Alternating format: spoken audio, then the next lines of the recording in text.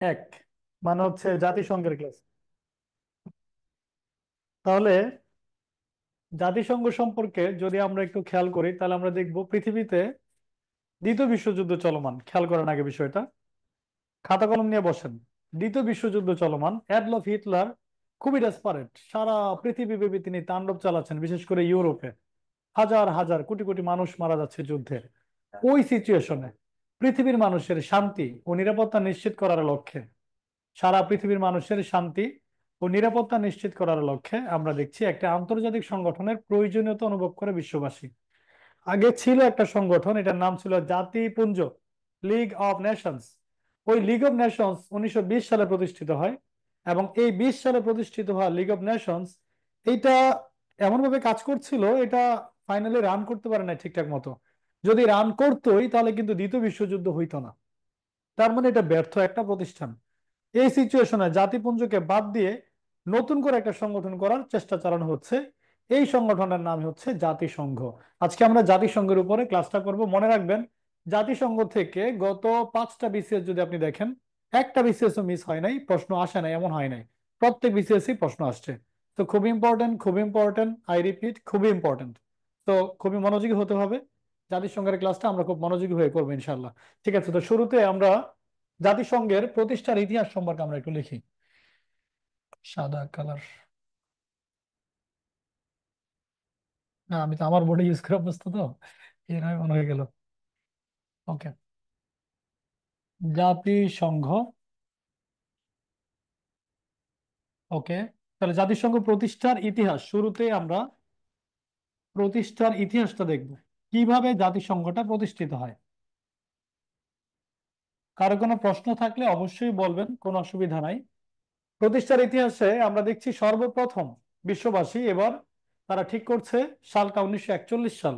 1941 সালে লন্ডনে, যুক্তরাজ্যের যে রাজধানী লন্ডন, এই লন্ডনে প্রথমবারের মতো সবাই বসতেছে জাতিসংঘ প্রতিষ্ঠা করার জন্য। তাহলে প্রাথমিক যে পদক্ষেপটা জাতিসংঘ প্রতিষ্ঠার, সেটার নামই হচ্ছে লন্ডন ঘোষণা। আমরা শুরুতেই লিখবো লন্ডন ঘোষণা। ওকে, এই লন্ডন ঘোষণাটা দেওয়া হয় 1941 সালে। এই যে লন্ডন ঘোষণা, এটা হচ্ছে জাতিসংঘ প্রতিষ্ঠার প্রথম অলিখিত পদক্ষেপ।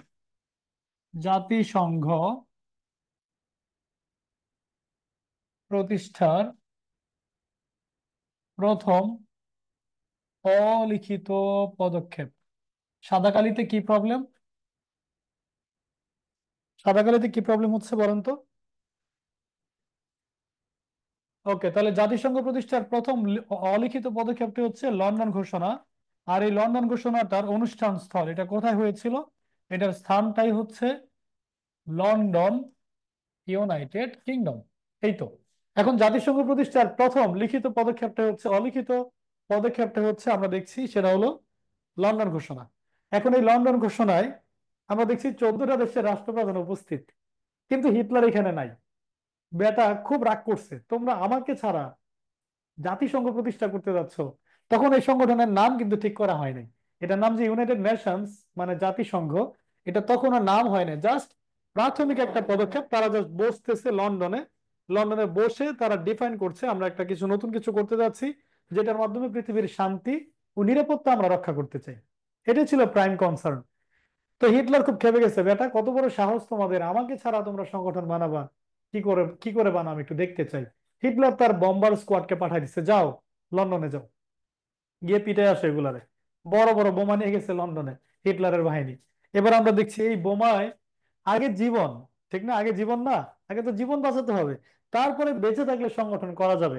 14 দেশের রাষ্ট্রপ্রধান 14 দিকে দৌড়, কোনো কথা নাই, আগে বাঁচতে হবে। তাহলে আমরা দেখতে পাচ্ছি এই লন্ডন ঘোষণাটা প্রাথমিক পদক্ষেপ, কিন্তু হিটলারের ভয়ে এবার সবাই দৌড়ে পালাইছে, কোন রকমের সিদ্ধান্ত এখানে নিতে পারে নাই। জাস্ট বলছে আমরা ভিন্ন কিছু করতে যাচ্ছি, যেটার উদ্দেশ্য হচ্ছে বিশ্বের শান্তি ও নিরাপত্তা রক্ষা করা। তাহলে জাতিসংঘ প্রতিষ্ঠার প্রথম অলিখিত পদক্ষেপ কোনটা? সেটা হচ্ছে লন্ডন ঘোষণা। যদি প্রশ্ন করি জাতিসংঘ প্রতিষ্ঠার প্রথম পদক্ষেপ কোনটা, উত্তর কি হবে? লন্ডন ঘোষণা। লন্ডন ঘোষণা কত সালে দেওয়া হয়? 1941 সালে। লন্ডন ঘোষণা দেওয়া হয়েছিল কোথায়? এটা হয়েছিল ইউনাইটেড কিংডম, যুক্তরাজ্য। জরুরি ভিত্তিতে একটা স্ক্রিনশট নেন। অডিওটা অন করার সুযোগ দিন। আচ্ছা, অডিও অন করার আগে একটু গ্রুপে লিখেন, তারপর হচ্ছে আমরা একটু পর অডিও ওপেন করবো, অসুবিধা নেই। স্ক্রিনশট নেওয়া হলে ডান লিখুন। সাদা বোর্ড এবং কালো পেন প্লিজ। সাদা বোর্ড নিলে আপনাদের চোখে আরো লাগবে, আরো প্রবলেম হবে। যেটা আছে এটা করা যায়, তবে আমি একটু কালোটা নিয়ে দেখতে পারি। ঠিক আছে, তো আমরা নেক্সট স্লাইডে চলে যাচ্ছি। এবার হচ্ছে লন্ডন ঘোষণার পরে এবার আমরা পরবর্তী যে ধাপ, এটার নাম হচ্ছে আটলান্টিক ঘোষণা। দেখেন তো কালোর কি অবস্থা, কালো ঠিক আছে কিনা।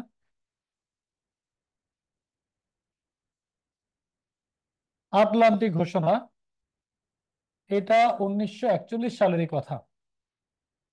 এবার হচ্ছে আটলান্টিক ঘোষণা, সাদা কালি বেস্ট। রাইট, চোখে আলো লাগে, সাদা, রাইট। সাদা কালি বেস্ট। বাকিদের কি অবস্থা? বাদন বলতেছে সাদা কালি বেস্ট। দ্রুত ডিসিশন নেন। বিক্ষিপ্ত বললে আমি এখানে স্বৈরাচারী আচরণ করতে বাধ্য হবো। সবাই মিলে সিদ্ধান্ত নেন। এই যে মুয়াজ শেখ, আপনি বলতেছেন সাদা বোর্ড আর হচ্ছে কালো কালি। তো সাদা, আপনি কালো, এখানে আপনি সাদা আবার যাচ্ছেন, মানে কালো যাচ্ছেন। সাদা বোর্ড দেখলে তো আপনি আরো পাগল হয়ে যাবেন, কারণ দেখ বুঝাই যাবে না, চোখ তাকাইতেই পারবেন না, অবস্থা খারাপ হয়ে যাবে। ঠিক আছে, হোয়াইট স্যার নিচ্ছি। কালো দিয়ে কন্টিনিউ করেন আর এটা চলো। কালোতে কন্টিনিউ করব। জি স্যার, কালোতেই চলো স্যার। ঠিক আছে, ঠিক আছে, কালোতে আপাতত একটু দেখি কি অবস্থা, একটু পরে চেঞ্জ করা যাবে, অসুবিধা নাই। ঠিক আছে, ওকে।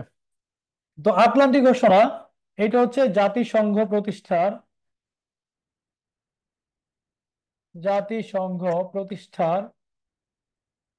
প্রথম লিখিত পদক্ষেপ।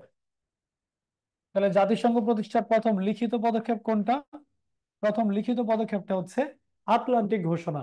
তাহলে আটলান্টিক ঘোষণা নাম দিচ্ছে কেন? একটু চিন্তা করেন। হিটলার বোম্বার বাহিনী পাঠাই দিছে, মানুষজন কি বোমা খাবে, না সংগঠন বানাবে, নাকি জীবন বাঁচাবে? এবার তারা ডিসিশন নিছে, না জমিন আর বসতে চায় না, এবার চলে যাবো পানিতে একবারে সরাসরি, হিটলার আমাদেরকে আর খুঁজে পাবে না। এবার পানিতে চলে গেছে, সমুদ্রে, মহাসাগর, আটলান্টিক মহাসাগর। এই জন্য এটার নামই কি হচ্ছে আটলান্টিক ঘোষণা। এবার এই আটলান্টিক ঘোষণায় আমরা দেখেছি স্বাক্ষরকারী, স্বাক্ষরকারী হচ্ছে এই যে USA, United states of America.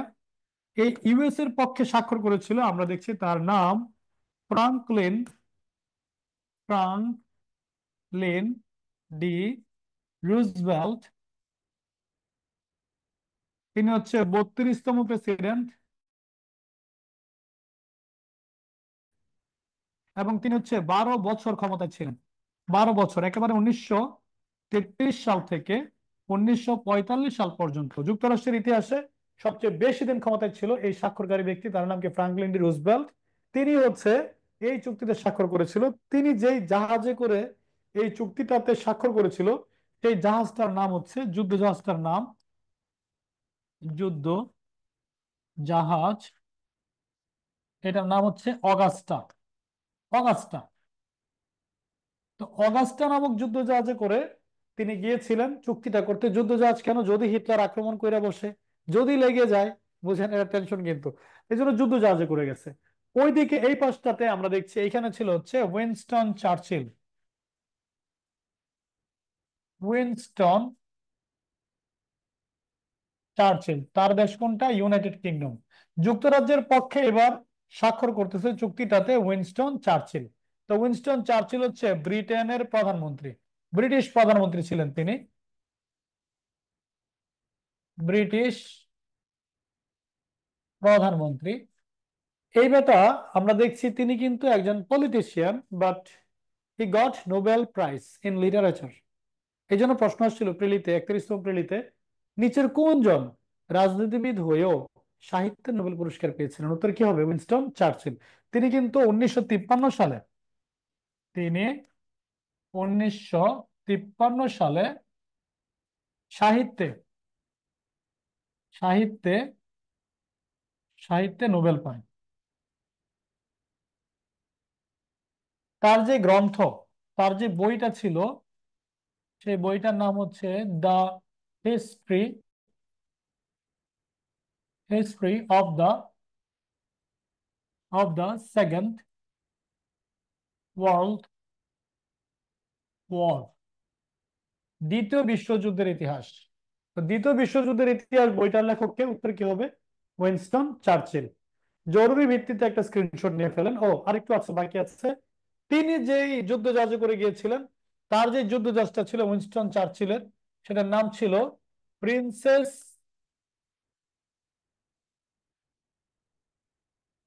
তার যুদ্ধ জাহাজটার নাম ছিল প্রিন্সেস অফ ওয়েলস।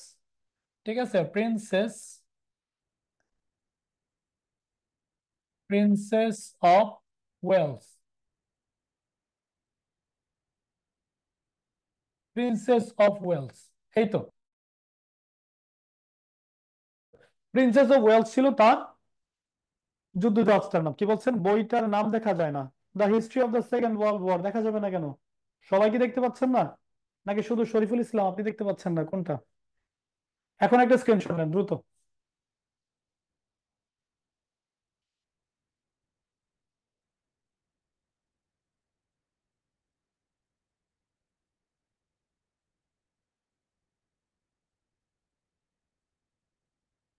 স্ক্রিনশট নিয়ে ফেলেন। নেওয়া হইলে ডান লিখুন, নেওয়া হইলে ডান লিখুন। নাইস, সাবরিনা আলম। ওকে, চলেন একটু সামনে আগে। তার আগে দেখি আপনাদের মনে আছে কিনা বলুন তো। জাতিসংঘ প্রতিষ্ঠার প্রথম অলিখিত পদক্ষেপ কোনটা দেখি, কার কি কমেন্ট? জাতিসংঘ প্রতিষ্ঠার প্রথম অলিখিত পদক্ষেপ কোনটি? আমি দেখতে পাচ্ছি তাসনিম লুনা অ্যান্সার করেছেন লন্ডন ঘোষণা। বাকিদের কি অবস্থা?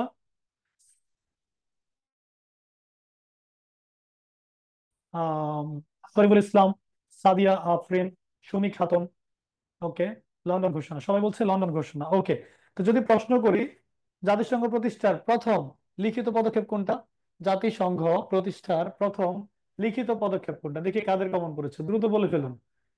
জাতিসংঘ প্রতিষ্ঠার সবার আগে আমরা দেখতে পাচ্ছি শাকিলা, তারপরে শুভ কর্মকার, তাসনিম লুনা, সাদিয়া আফরিন, শরীফুল ইসলাম, সানজিদা। এই তো সবাই অ্যান্সার করতেছেন, ভেরি নাইস, খুবই চমৎকার। তার মানে কমন পড়ছে। বলেন তো দেখি, জাতিসংঘ প্রতিষ্ঠার প্রথম লিখিত পদক্ষেপ আটলান্টিক ঘোষণায় স্বাক্ষরকারী মার্কিন প্রেসিডেন্ট ফ্রাঙ্কলিন ডি রুজভেল্ট কততম ছিলেন? কততম প্রেসিডেন্ট? ফ্রাঙ্কলিন ডি রুজভেল্ট কততম মার্কিন প্রেসিডেন্ট? Franklin D Roosevelt. সবার আগে আমি দেখতে পাচ্ছি শুভ, শরীফুল, মরিয়ম, রাফিয়া, বাঁধন। অনেক ফাস্ট চলে আসতেছে সবার কমেন্ট, বলে সবার নাম পড়তে পারতেছি না। সাবরিনা, আনোয়ার, আয়শা, সবাই বলতেছেন 32তম। নাইস। বলতো দেখি, যুক্তরাষ্ট্রের ইতিহাসে সবচেয়ে বেশি দিন ক্ষমতায় ছিলেন ফ্রাঙ্কলিন ডি রুজভেল্ট, তিনি কত বছর ক্ষমতায় ছিলেন? দ্রুত বলে ফেলেন, দেখি কার কমন পড়েছে। সবচেয়ে বেশি দিনের প্রেসিডেন্ট, তিনি কত বছর ক্ষমতায় ছিলেন? সবচেয়ে বেশি দিনের প্রেসিডেন্ট ফ্রাঙ্কলিন ডি রুজভেল্ট, তিনি কত বছর ক্ষমতায় ছিলেন? ইয়েস, দুর্দান্ত, পুরো ঝড় উঠে যাচ্ছে চ্যাট বক্সে। খুবই চমৎকার, ভেরি নাইস। ওকে, 12 বছর। বলো তো দেখি কত সাল থেকে কত সাল, না দেখে বলতে হবে, কিন্তু দেখলে হবে না, দেখলে হবে না, না দেখে বলতে হবে। কত সাল থেকে কত সাল? কত সাল থেকে কত সাল? ইয়েস, সবার আগে আমরা দেখতে পাচ্ছি, সবার আগে অ্যান্সার করেছে কে? আহ, কি একটা অবস্থা, উপরে যাওয়া যাচ্ছে না। আচ্ছা যাক, হোয়াট এভার।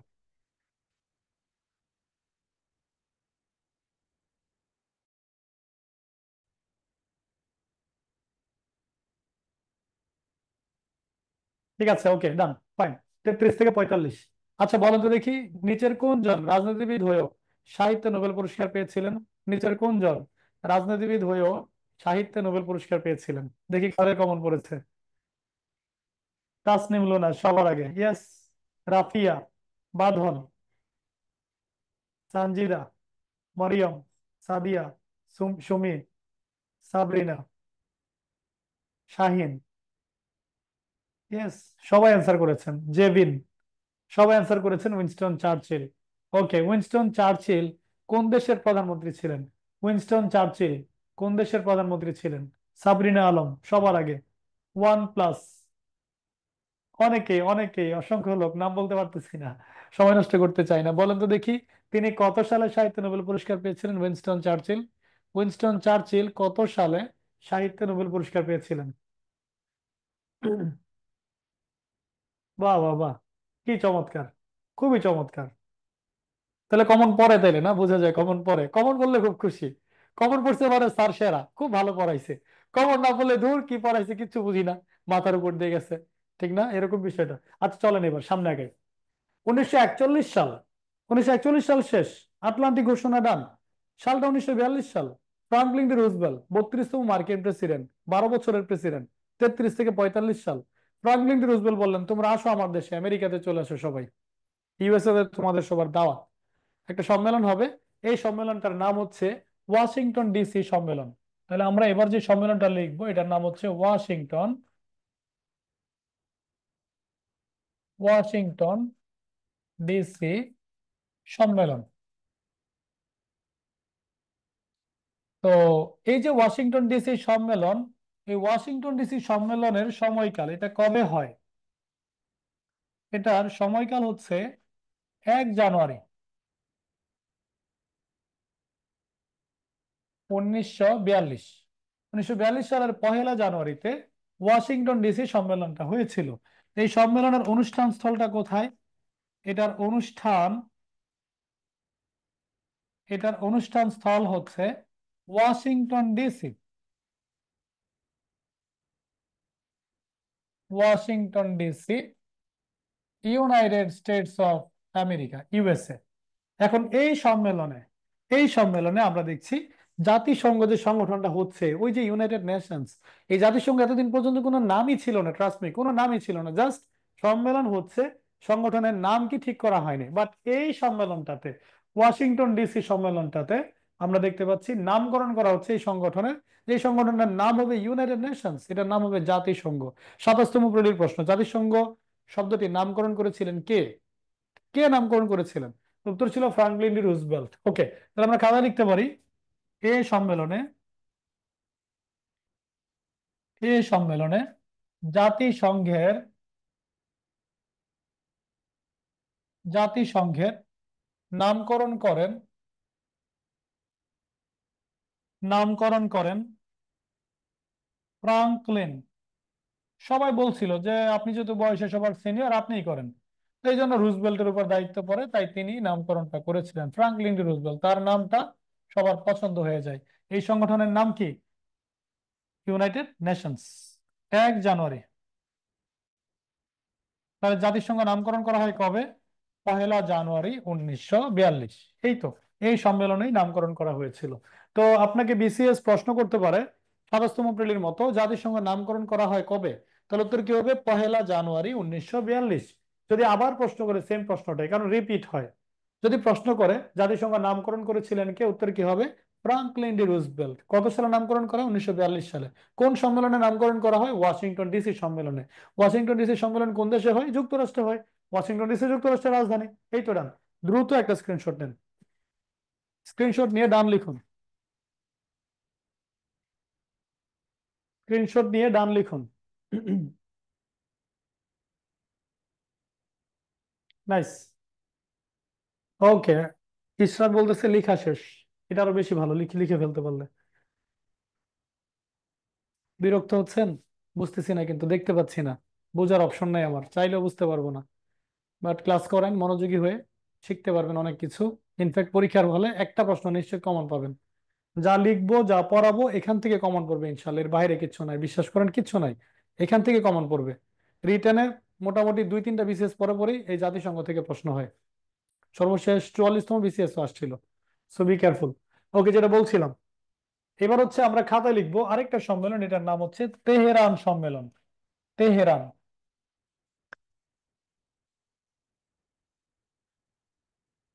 এই যে তেহরান সম্মেলন, এটা 1943 সালে হয়েছিল। 1943 সালে এই তেহরান সম্মেলনটা আমরা দেখতে পাচ্ছি, এটার অনুষ্ঠান স্থল এটা কোথায় হয়? এটা অলরেডি আমরা বুঝে গেছি, এটা হয়েছিল তেহরান, তেহরান ইরান, ইরানের তেহরানে এই তেহরান সম্মেলনটা হয়েছিল। এখন এই তেহরান সম্মেলনটার বিশেষত্বটা কি? এটার বিশেষত্বটা হচ্ছে এটা জাতিসংঘ প্রতিষ্ঠায় একমাত্র এশীয় সম্মেলন, একমাত্র এশীয় সম্মেলন। দেখেন, জাতিসংঘ প্রতিষ্ঠায় অনেক সম্মেলন হয়েছে, তার মধ্যে এশিয়াতে কোনো সম্মেলন হয়নি, জাস্ট এই একটা সম্মেলন হয়েছিল। যেমন একবার বাংলাদেশ ব্যাংক এডি পরীক্ষায় প্রশ্ন আসছিল, জাতিসংঘ প্রতিষ্ঠায় একমাত্র এশীয় সম্মেলন কোনটি? উত্তর কি হবে বলেন তো? তেহরান সম্মেলন। তেহরান সম্মেলন হয় কত সালে? 1943 সালে। তেহরান সম্মেলন হয় কত সালে? 1943 সালে। খেয়াল রাখবেন এটা। ঠিক আছে, এইটুকুর দ্রুত একটা স্ক্রিনশট নেন।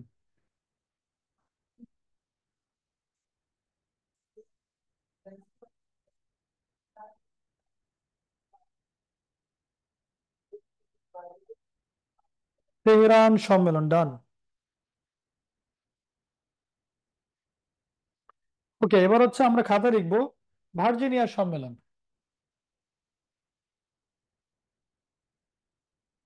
এবার হচ্ছে আমরা লিখব ভার্জিনিয়া। আমার গলা একটু ভাঙা, ঠান্ডা লাগছে তো একটু কষ্ট হলো, বুঝে নিয়েন। এই ভার্জিনিয়া সম্মেলনটা এটাও 1943 সালেরই সম্মেলন। তো এই যে ভার্জিনিয়া সম্মেলন, এটা হয়েছিল কোথায়? এটার অনুষ্ঠান স্থল অবশ্যই বোঝাই যাচ্ছে, Virginia, United states of America,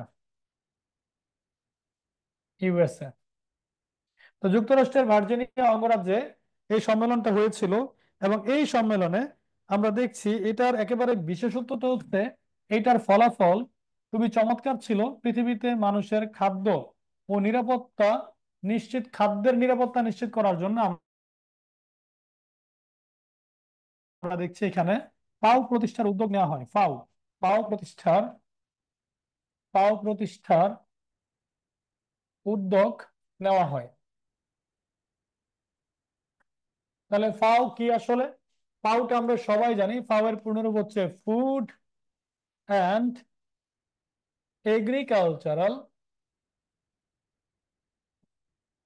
agricultural organisation, জাতিসংঘের খাদ্য এবং কৃষি সংস্থা। জাতিসংঘের খাদ্য এবং কৃষি সংস্থা, অর্গানাইজেশন। এই যে ফুড অ্যান্ড এগ্রিকালচারাল অর্গানাইজেশন, এটার প্রতিষ্ঠাকাল উদ্যোগ নেওয়া হয়েছে 43 সালে, কিন্তু এটার প্রতিষ্ঠাকাল মনে রাখবেন, এটা প্রতিষ্ঠাকাল 1945 সালে। আর এটার সদর দপ্তরটা হচ্ছে রোম, ইতালি। যারা জানেন তো জানেন, যারা জানেন না তারা লিখে ফেলেন, রোম, ইতালি। আপনি দেখবেন অনেক সময় আমরা বন্ধু বান্ধব নিয়ে খাইতে যাই, কিছু বন্ধু দেখবেন আপনার বন্ধু থাকে, ও আপনার খাওয়া দাওয়া শেষ, আপনি বিল দিতে গেছেন, আপনার বিল দেওয়া শেষ, বিল দিয়ে আপনি পকেট থেকে টাকা বের করে দোকানের সামনে টাকা দিয়ে ফেলছেন অলরেডি, তখন বলবে আরে বন্ধু আমি দিতেছি। পকেট থেকে কিন্তু হাত বের হবে না। কিছু বন্ধু দেখবেন থাকে এরকম, প্রত্যেকের সাথে এরকম ঘটছে আমি নিশ্চিত। আর সবার সাথে এরকম, আমার সাথে এরকম ঘটছে। আমার এক বন্ধু ছিল বরিশালের, তো সব সময় বলতো বন্ধু আমি দিতেছি, টাকা দেওয়া শেষ, তখন সে দিবে, আরে তুই দিলি কেন, আমি দিতাম। এরকম কিছু লোক থাকে যারা ফাও ফাও খেতে চায়। বলি না, এই বেটা তুই তো খালি ফাও ফাও খেতে চাও। ফাও মানে কি? ফাও মানে হচ্ছে ফুড অ্যান্ড এগ্রিকালচারাল অর্গানাইজেশন। ফাওটা কোথায়? রোমে, ইতালিতে, এই তো। তারপরে হচ্ছে আপনি এটার সদর দপ্তর কোথায়? রোম, ইতালিতে। এটা প্রতিষ্ঠাকাল কবে? 1945। এটার পূর্ণরূপ কি? ফুড অ্যান্ড এগ্রিকালচারাল অর্গানাইজেশন, জাতিসংঘের খাদ্য এবং কৃষি সংস্থা। এটা উদ্যোগ নেওয়া হয় কোন সম্মেলনে? ভার্জিনিয়া সম্মেলনে। কত সালে? 1943 সালে। এবং আমরা দেখছি এটা প্রতিষ্ঠিত হয় 45 সালে, 2 বছর পরে। Be careful. দ্রুত একটা স্ক্রিনশট নিয়ে ফেলেন, সামনে আগে আমরা।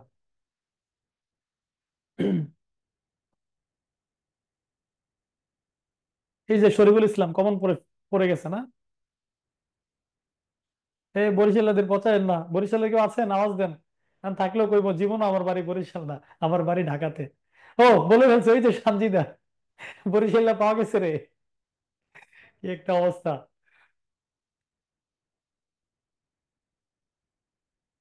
এসিটা ছেড়ে দিন তো, এসিটা ছেড়ে দিন। আচ্ছা, তাহলে আমরা একটু সামনের দিকে আগাই, স্ক্রিনশটটা নেওয়া শেষ না? ওকে। তো আচ্ছা, শান্তিতে বলতেছে আমি তেমন করি না। ঠিক আছে, আপনি এক্সেপশনাল, আপনি আসলে পিওর বরিশাল না। তাইলে আপনার বাড়ি হয় পটুয়াখালী, না হলে হইতে পারে আপনার বাড়ি বরগুনা, না হলে হইতে পারে কোথায়, বরগুনা পটুয়াখালী, এই যে দেখছেন সানজিদা পটুয়াখালী, দেখছেন পিওর বরিশালা না, পিওর বরিশালের এইগুলা করে মানে বরিশাল জেলা। হ্যাঁ, সাবরিনা আলম, উইন্টার গনসার, হ্যাঁ উইন্টার চলে গেছে। আচ্ছা, তো যেটা বলছিলাম, তো ভার্জিনিয়া সম্মেলনের পরে এবার হচ্ছে আমরা আরেকটা সম্মেলন লিখবো। এটার নাম হচ্ছে ব্রিটন উডস সম্মেলন। ব্রিটন উডস সম্মেলন। এই সম্মেলনটা খুবই ইম্পর্টেন্ট, এখান থেকে পরীক্ষার প্রশ্ন হয়। তো ব্রিটন উডস সম্মেলনের সময়কাল, এটা কবে হয়? এটার সময়কালটা হচ্ছে 1 থেকে 22 জুলাই 1944। এই সম্মেলনটার অনুষ্ঠান স্থল কোথায় এটা হয়েছিল? এটার অনুষ্ঠান স্থল হচ্ছে ব্রিটন উডস। আচ্ছা, ব্রিটন উডস, হ্যাঁ, নাইস। এটা হচ্ছে হয়েছিল Mount Washington hotel,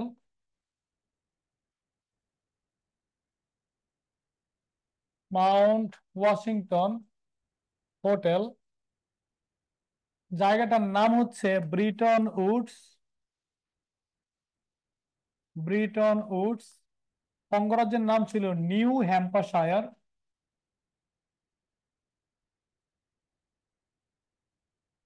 new Hampshire. আর দেশের নাম হচ্ছে United states of America, USA. আমরা দেখছি এই সম্মেলনে 44টা দেশ থেকে, 44টি দেশের 730 জন প্রতিনিধি উপস্থিত ছিল, 730 জন প্রতিনিধি উপস্থিত ছিলেন।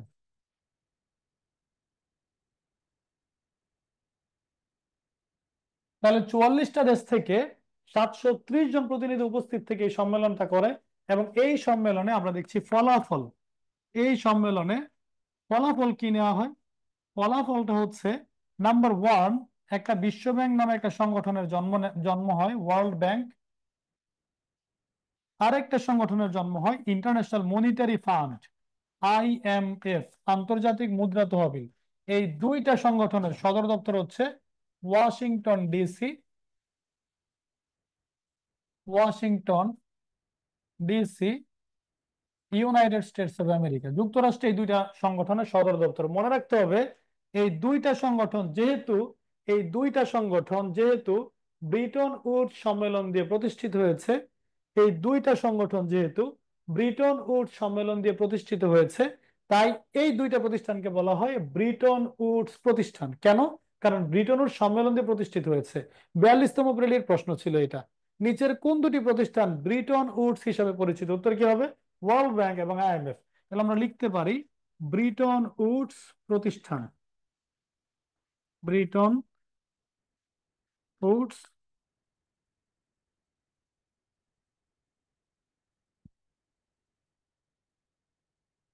যুক্তরাষ্ট্রের। আইএমএফ এর পূর্ণরূপ হচ্ছে ইন্টারন্যাশনাল মনিটারি ফান্ড।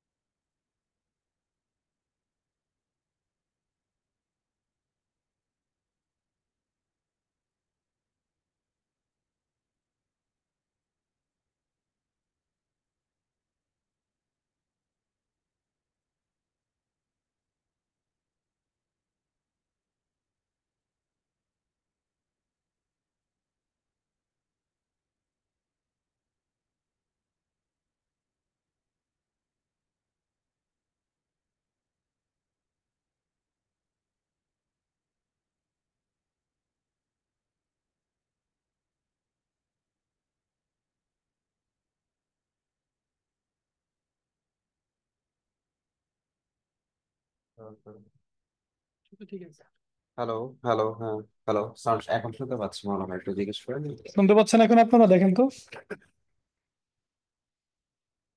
হ্যাঁ, ওকে, ডান। হ্যাঁ,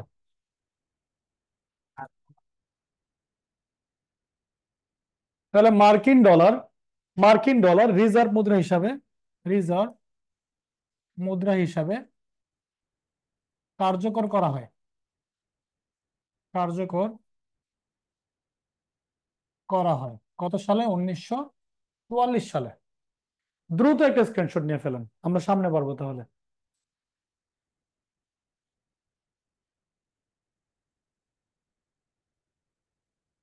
কত সালে মার্কিন ডলার রিজার্ভ মুদ্রা? 1944 সাল থেকে।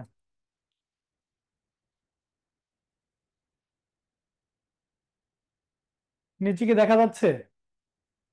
সব কি দেখা যায়? এই যে মার্কিন ডলার রিজার্ভ মুদ্রা হিসেবে কার্যকর করা হয় 1944, করা হয় এটুকু দেখা যায়। ওকে, নাইস, ঠিক আছে। ওকে, চলেন এবার একটু বোঝার চেষ্টা করি ঘটনাটা আসলে কি। এতক্ষণ ধরে বইয়ের পড়াটা পড়ছি, আসলে আমরা এগুলো আসলে ঘটনাটা কি খেয়াল করেন। সম্মেলন কিন্তু হচ্ছে জাতিসংঘ প্রতিষ্ঠার জন্য 41 থেকে 44, আমরা 44 সালে আছি। খেয়াল করেন, 41 সালে শুরু হয়েছে, 41 সাল, 42 সাল, 43 সাল, 44 সাল জাতিসংঘ দিয়ে বিভিন্ন সংগঠন করা হচ্ছে যাতে পৃথিবীর মানুষের শান্তি ও নিরাপত্তা নিশ্চিত করা যায়। তো এইখানে শান্তি নিরাপত্তার আগে প্রথমে শুরু করলো তারা খাদ্য সংস্থা দিয়ে, ওই যে ফাও ফাও প্রতিষ্ঠা করলো, তাহলে খাবার দাবারের নিরাপত্তা নিশ্চিত। এখন করছে দুইটা ব্যাংক, ইন্টারন্যাশনাল মনিটারি ফান্ড, একটা হচ্ছে ওয়ার্ল্ড ব্যাংক। এটা দিয়ে কি হবে? পৃথিবীর অর্থনৈতিক কার্যক্রমটা নিয়ন্ত্রণ করা হবে। পৃথিবীর অর্থনৈতিক কার্যক্রম নিয়ন্ত্রণ করার জন্য এই দুইটা সংগঠনের জন্ম হয়। এবার আসলে ঘটনাটা কি, এই সম্মেলনটা আসলে প্রেক্ষাপটটা কি খেয়াল করেন। ফ্রান্সের হাতে কোনো টাকা নাই। বিশেষ করেন ফ্রান্সের হাতে কোনো টাকা ছিল না ওই সময়। কেন নাই? কারণ হিটলার ফ্রান্সকে এমন ভাবে আক্রমণ করছে, ফ্রান্সের সরকার পতন হয়ে গেছে, হিটলার নিজের পছন্দের লোক ফ্রান্সে ক্ষমতায় বসায় দিছে। এই ক্ষমতায় একদিন আর 2 দিন টিকে ছিল না। এই ক্ষমতা থেকে ছিল জার্মানির পছন্দসই সরকার ফ্রান্সে একেবারে 41 থেকে 1945 সাল পর্যন্ত। ওই যে নরম্যান্ডি ল্যান্ডিং, দ্বিতীয় বিশ্বযুদ্ধের ইতিহাস আপনারা এগুলো পড়েছেন। তো যাই হোক, এখন বিষয় হচ্ছে এই জায়গাটাতে ফ্রান্সের হাতে কোনো টাকা নাই, রাশিয়ার হাতেও টাকা নাই, জার্মানি তো নিজে ডিভাস্টেটিং অবস্থায়, সবাই ক্ষতিগ্রস্ত, কিন্তু টাকা আছে একটা দেশের হাতে যে হচ্ছে দাতা, প্রচুর টাকা তার হাতে, বিলিয়ন বিলিয়ন ডলার তার হাতে। সে বলছে পৃথিবীর মানুষকে, পৃথিবীর মানুষ, তোমাদের কষ্ট দেখে আমার খুব কষ্ট লাগে, তোমাদের হাতে কারো পকেটে টাকা নাই, কিন্তু আমার দিকে তাকাও, প্রচুর টাকা, আমি না কিন্তু আমেরিকা বলতেছে আর কি, আমার দিকে তাকায় দেখো, প্রচুর টাকা আমার হাতে, কত টাকা লাগবে তোমাদের, টাকা নিয়ে যাও আমার কাছ থেকে। সবাই খুব খুশি, দুর্দান্ত কথা, এটা সবার খুব পছন্দ হয়েছে, বলতেছে কি চমৎকার, কি চমৎকার, সাক্ষাৎ ফেরেশতা চলে আসছে আমাদের সামনে যে আমাদেরকে টাকা দিতে চায়।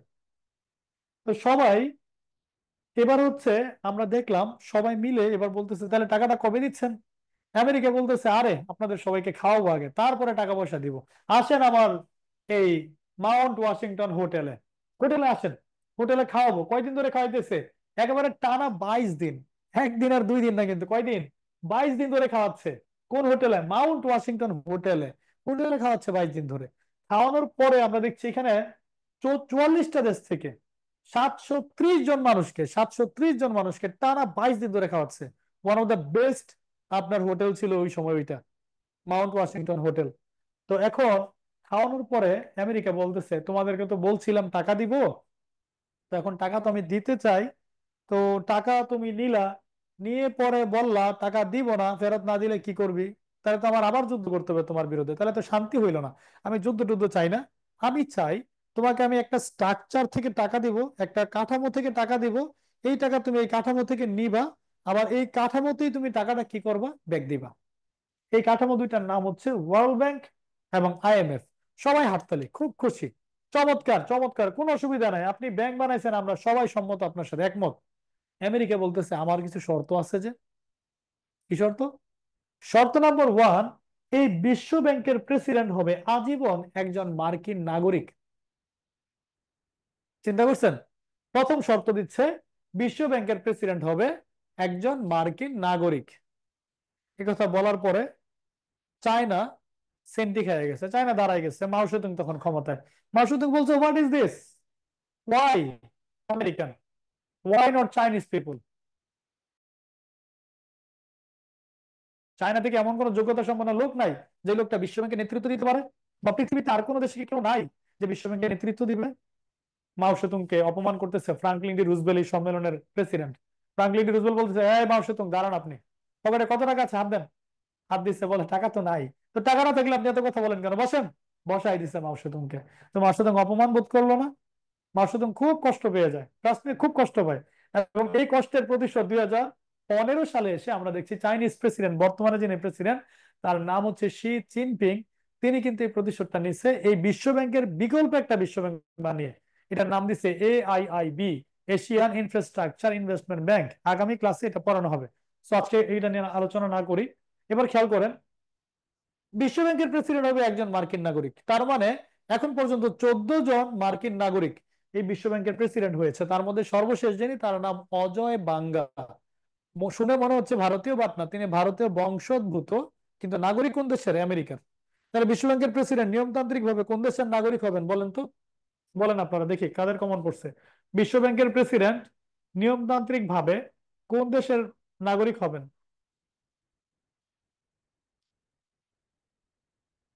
এই তো সাদিয়া, শেখ মুয়াজ, মাহবুবা, সবাই, ইসরাত, বাঁধন, সবাই অ্যান্সার করতেছেন। ভেরি নাইস, খুবই চমৎকার। এটা হচ্ছে আমেরিকান নাগরিক হবে।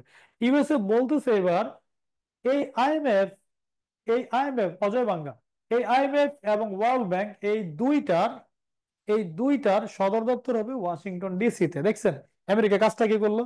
নিজের দেশের নাগরিক হবে, মার্কিন নাগরিক হবে বিশ্ব ব্যাংকের প্রেসিডেন্ট, আবার তার দেশেই হবে বিশ্ব ব্যাংক এবং আইএমএফ এর সদর দপ্তর। সবাই মেনে নিচ্ছে। শর্ত নাম্বার 3, আমি যেহেতু টাকা দিব, আমি যদি ডলার দিব, তাহলে আমার ডলার আজকে থেকে রিজার্ভ মুদ্রা হিসেবে কার্যকর থাকবে। যদি প্রশ্ন আসে 47তম প্রিলিতে, মার্কিন ডলার কবে থেকে রিজার্ভ মুদ্রা হিসেবে কার্যকর করা হয়? মার্কিন ডলার কবে থেকে রিজার্ভ মুদ্রা হিসেবে কার্যকর করা হয়? উত্তর কি হবে? 1944 সাল থেকে। বুঝতে পেরেছেন ঘটনাগুলো? এবার আমেরিকা বলতেছে শর্ত নাম্বার 4, দেখেন শর্ত 1 কি ছিল? মার্কিন নাগরিক হবে বিশ্ব ব্যাংকের প্রেসিডেন্ট, গেল গা।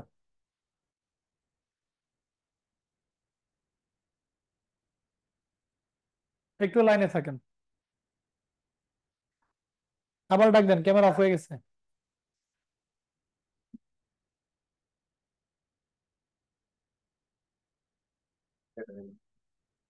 ব্যাটারি চলে গেছে মনে হয় না?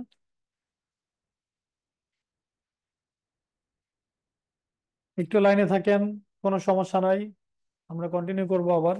ক্যামেরা অফ হয়ে গেছে তো। এই তো 10 সেকেন্ড সময় লাগবে ম্যাক্স।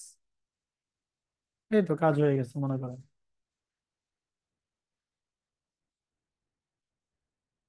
এই তো ডান, ওকে। দেখতে পাচ্ছেন সবাই? ক্লিয়ার? সবাই দেখতে পাচ্ছেন? ক্লিয়ার? ওকে ডান। চলেন এবার সামনে আগে। তো আমেরিকা বলছে শর্ত নাম্বার 1, মার্কিন নাগরিক হবে বিশ্ব ব্যাংকের প্রেসিডেন্ট। শর্ত নাম্বার 2, মার্কিন ডলার রিজার্ভ মুদ্রা। শর্ত নাম্বার 3, বিশ্ব ব্যাংক এবং আইএমএফ এর দুইটারই সদর দপ্তর হবে ওয়াশিংটন ডিসিতে। শর্ত নাম্বার 4-এ গিয়ে আমেরিকা বলতেছে এই যে আইএমএফ, এই আইএমএফ এর ব্যবস্থাপনা পরিচালক হবে একজন মার্কিন নাগরিক। যেই বলছে কোনো কথা নাই, ফ্রান্স দাঁড়ায় গেছে, রাশিয়া দাঁড়ায় গেছে, পোল্যান্ড দাঁড়ায় গেছে, চাইনিজরা দাঁড়ায় গেছে, এভরিওয়ান দাঁড়ায় গেছে। বলছে হোয়াট ইজ দিস? তাহলে এই সময় নষ্ট করার মানেটা কি? আপনারই যদি সবকিছু হয়, তো এটার নাম বিশ্ব ব্যাংক নাম দিলেন কেন? এটার নাম দেন না আমেরিকান ব্যাংক। এটার নাম কেন আইএমএফ হবে? এটার নাম হবে আমেরিকান মুদ্রাতে হবে। টাকা পাঠাই দেন ভাই, গেলাম। আর ভালো লাগতেছে না। সবাই উঠে পড়ছে। রুজবেল বুঝা গেছে না এটা করা যাবে না। রুজবেল বলছে, স্যার বসেন, মজা নিছি, দুষ্টুমি করছি, যান এখন থেকে এই আইএমএফ এর ব্যবস্থাপনা পরিচালক আজীবন একজন ইউরোপের নাগরিক হবে, ইউরোপ মহাদেশের একজন নাগরিক হবে। যেমন বর্তমানে যিনি, তার নাম ক্রিস্টেলিনা জর্জিয়েভা, তার বাড়ি হচ্ছে বুলগেরিয়া। এটা কোন মহাদেশের দেশ? ইউরোপ মহাদেশের দেশ। বুঝতে পেরেছেন? তাহলে এটা পুরোপুরি ক্লিয়ার সবাই? সবাই ক্লিয়ার ব্রিটেনের সম্মেলনটা? আমরা তাহলে সামনে আগাবো। সবাই ক্লিয়ার? ক্লিয়ার হলে ক্লিয়ার লিখুন তো। কি অবস্থা আপনাদের? আছেন না গেলেন দেখি তো? না, 62 জন, তার মানে এখনো 62 আছেন। নাইস। 2 জন বাড়ছে, কমে নেই। দেখা যাক কতক্ষণ থাকতে পারেন, আপনাদের এনার্জি লেভেল দেখবো আজকে। ওকে, থ্যাংক ইউ। এখন বিরক্ত হচ্ছেন বুঝতেছি না, কিন্তু কন্টিনিউ করব? কন্টিনিউ করব? বলেন তো, দ্রুত বলেন তো, দেখি কি অবস্থা।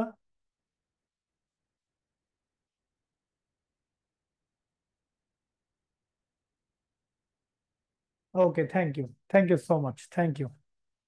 এই তো, বাহ বাহ বাহ, চমৎকার! এই যে উৎসাহ দিচ্ছেন না, এখন মনে করেন আমাকে আমাকে তো আকাশে উড়িয়ে দিলেন, এখন তো আমি উঠতে থাকবো।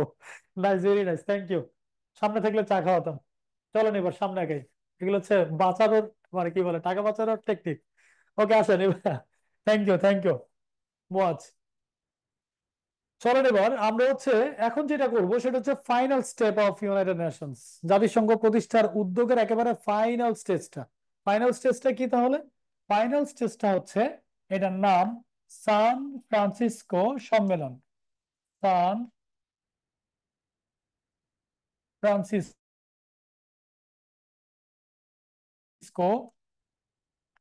সম্মেলন। এই যে সান ফ্রান্সিসকো সম্মেলন, এই সান ফ্রান্সিসকো সম্মেলনের সময়কাল, এই সান ফ্রান্সিসকো সম্মেলনের, কোনো লাইব্রেরিতে আছেন? ও মাই গুডনেস, কি একটা অবস্থা! ঠিক আছে, চলে আসেন, দেখা হবো। সময়কাল হচ্ছে 26 জুন 1945। 1945 সালের 26 জুনে এই সান ফ্রান্সিসকো সম্মেলনটা হয়। আর এই সম্মেলনটার বিশেষত্বটা কি? এই সম্মেলনটার বিশেষত্বটা হচ্ছে, এটি জাতিসংঘ প্রতিষ্ঠার চূড়ান্ত পদক্ষেপ। এটি জাতিসংঘ প্রতিষ্ঠার চূড়ান্ত পদক্ষেপ। আর মনে রাখতে হবে, জাতিসংঘের মূল সনদের নাম,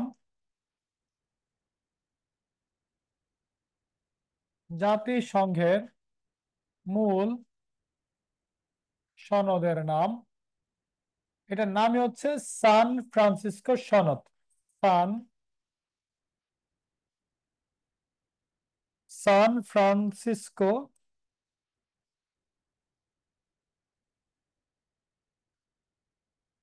সান ফ্রান্সিসকো সনদ, বা এটাকে চার্টার নামেও ডাকা যায়, সান ফ্রান্সিসকো চার্টার।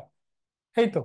তো সান ফ্রান্সিসকো সনদে আমরা দেখছি স্বাক্ষরকারী, তাহলে জাতিসংঘের মূল সনদের স্বাক্ষরকারী দেশ, এটা তো জাতিসংঘের মূল সনদ, এটা আসছিল জাতিসংঘের মূল সনদে স্বাক্ষরকারী দেশ 50টি। খেয়াল করেন, 50টা দেশ কিন্তু মূল সনদে স্বাক্ষর করছে। কবে? এটা 26 জুনের কথা বলছি। 26 জুনে মোট 50টি দেশ এই সনদে স্বাক্ষর করেছিল। তো এই সনদে যখন 50টা দেশ স্বাক্ষর করলো, তখন আমরা দেখছি পোল্যান্ড, পোল্যান্ড খুব কষ্ট পেয়ে যায়। পোল্যান্ড বলতেছে, আরে ভাই, আমাকে দিয়ে হিটলার যুদ্ধ শুরু করছে, দ্বিতীয় বিশ্বযুদ্ধ, 1939 সালের 1লা সেপ্টেম্বর। সেই পোল্যান্ডকে বাদ দিয়ে তোমরা সংগঠন বানায় ফেললা। না না না না, তোমরা কাজটা ঠিক করো না। আমি একেবারে সেন্টি খাইছি পুরোপুরি। পোল্যান্ড খুব কষ্ট পায়। জুনের 26 তারিখে 50টা দেশ এই সনদে স্বাক্ষর করে। পোল্যান্ড খুব কষ্ট পায়, পোল্যান্ড আসতে পারে না, কারণ হিটলার এমন মাইট দিচ্ছিল, পোল্যান্ড সোজা হয়ে দাঁড়ানোর সময় পাচ্ছিল না।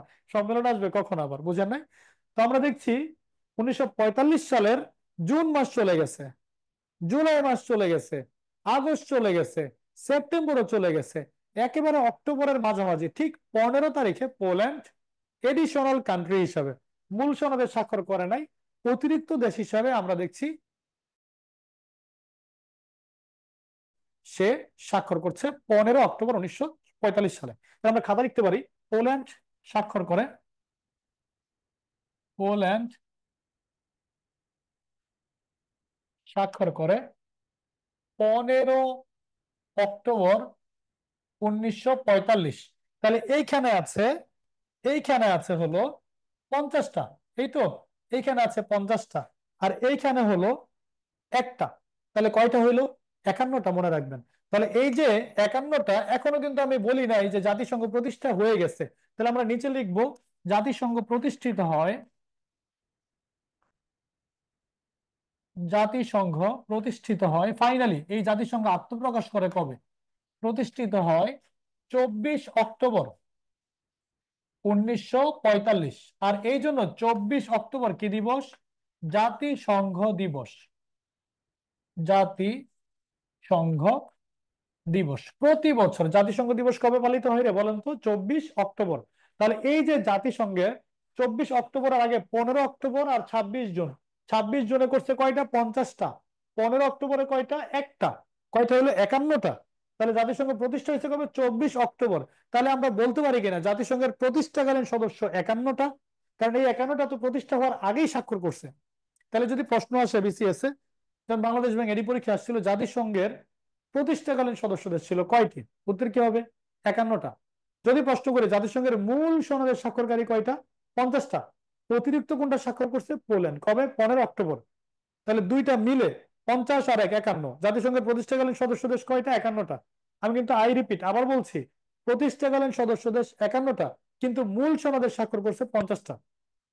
অতিরিক্ত কে? পোল্যান্ড। পোল্যান্ড জাতিসংঘ প্রতিষ্ঠা হওয়ার আগেই প্রতিষ্ঠা মানে স্বাক্ষর করেছিল। তাহলে জাতিসংঘ দিবস পালিত হয় কবে বলেন তো? 24 অক্টোবর, মাথায় রাখবেন। ঠিক আছে, তাহলে আমরা খাতায় লিখতে পারি একটা লাইন, প্রতিষ্ঠাকালীন সদস্য দেশ,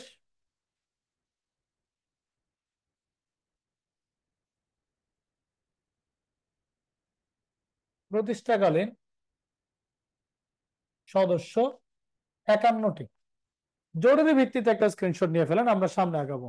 স্ক্রিনশট নেন।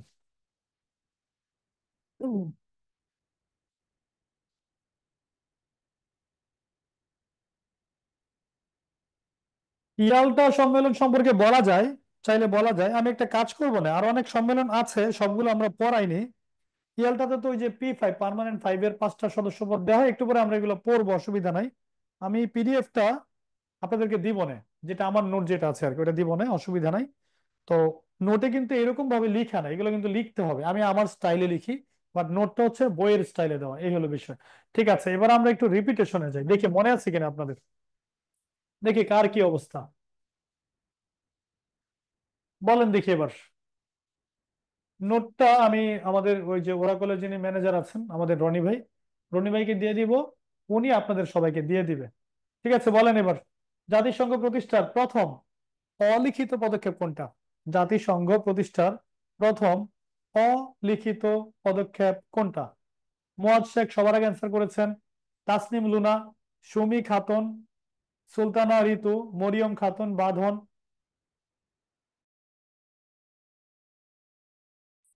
ইয়েস। লন্ডন ঘোষণা কত সালে দেওয়া হয়? লন্ডন ঘোষণা কত সালে দেওয়া হয়? লন্ডন ঘোষণা কত সালে দেওয়া হয়? ইয়েস। চমৎকার, দুর্দান্ত, সবাই 1941 বলতেছেন। বলে দেখি এবার জাতিসংঘ প্রতিষ্ঠার প্রথম লিখিত পদক্ষেপ কোনটা? জাতিসংঘ প্রতিষ্ঠার প্রথম লিখিত পদক্ষেপ কোনটি?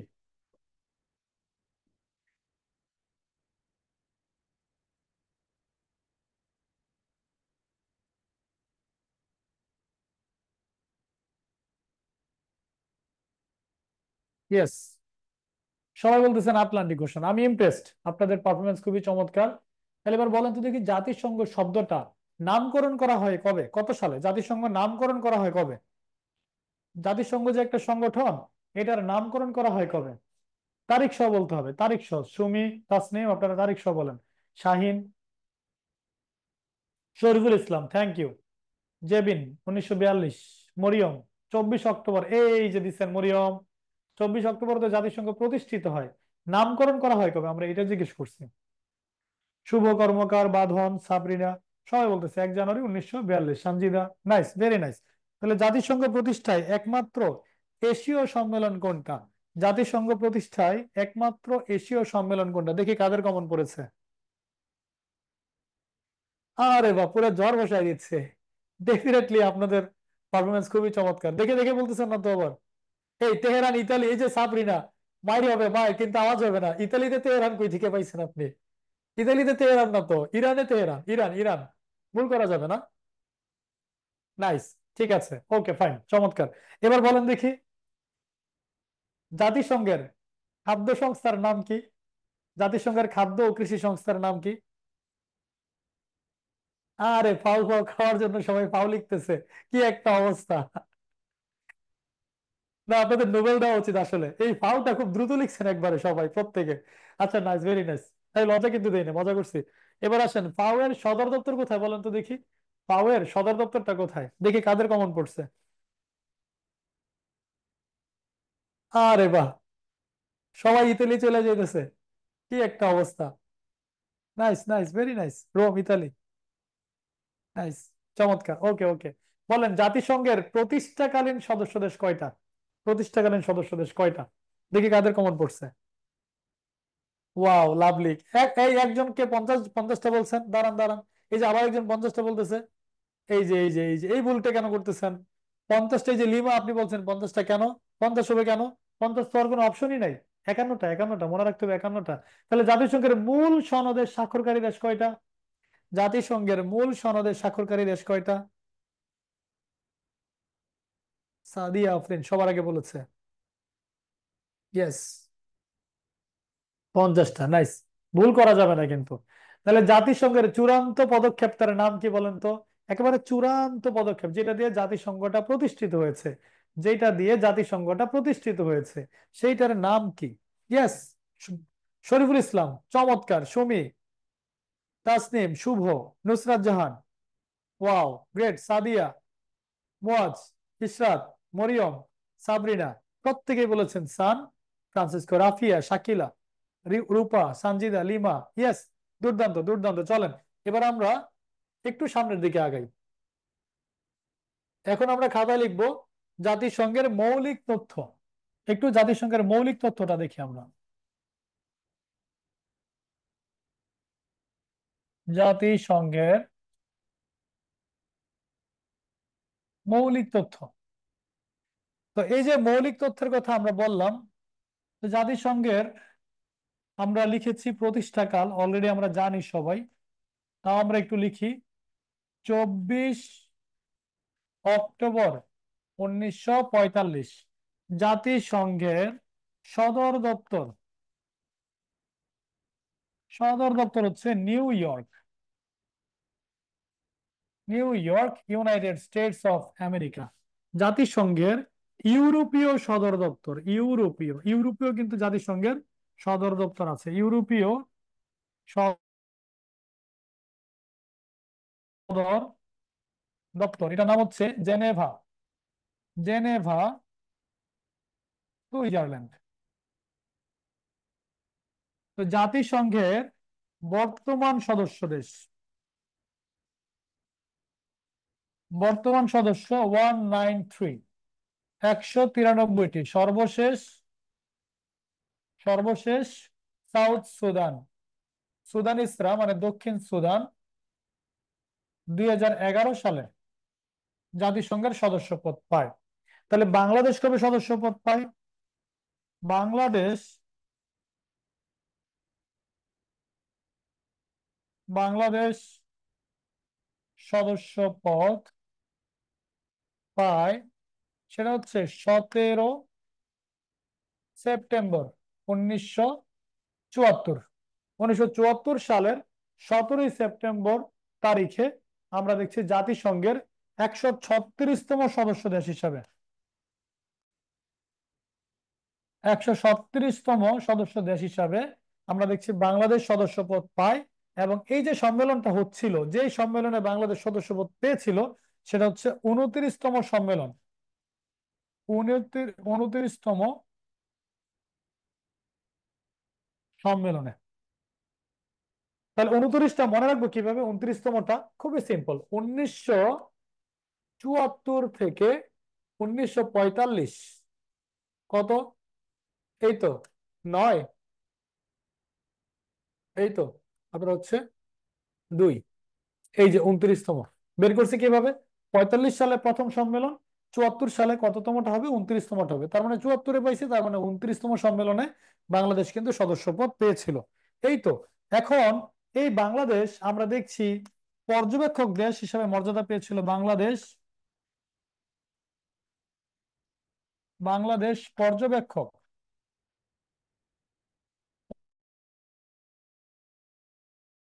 পর্যবেক্ষক দেশের মর্যাদা পায় 1972 সালে। পর্যবেক্ষক দেশের মানে কি? আপনি সদস্যপদ পাওয়ার আগে আপনাকে অবজার্ভ করা হবে, পর্যবেক্ষণ করা হবে, আপনি আসলে জাতিসংঘের সদস্যপদ পাওয়ার মতো অ্যাবিলিটি আপনার আছে কিনা, আপনি চাঁদা ঠিক মতো দিতে পারবেন কিনা, জাতিসংঘের রুলস রেগুলেশন আপনি মানছেন কিনা, এই সবকিছু বিচার বিবেচনায় নিয়েই আপনাকে সদস্যপদ দেওয়া হবে। তাহলে সদস্যপদ দেওয়ার জন্য পর্যবেক্ষক দেশের মর্যাদা পাইছি 72-এ, আর ফাইনালি সদস্যপদ পাইছি 74 সালে। দ্রুত একটা স্ক্রিনশট নেন, আমরা পরের স্লাইডে যাবো তাহলে। স্ক্রিনশট নিয়ে ফেলুন, ডান লিখুন।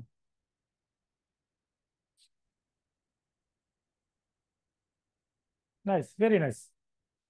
ঠিক আছে, তো আমরা একটু সামনে বাড়তেছি, এবার খেয়াল করেন। এই যে জাতিসংঘ সংগঠনটা, এই মৌলিক তথ্যে আমরা লিখবো এটার উদ্দেশ্যটা কি।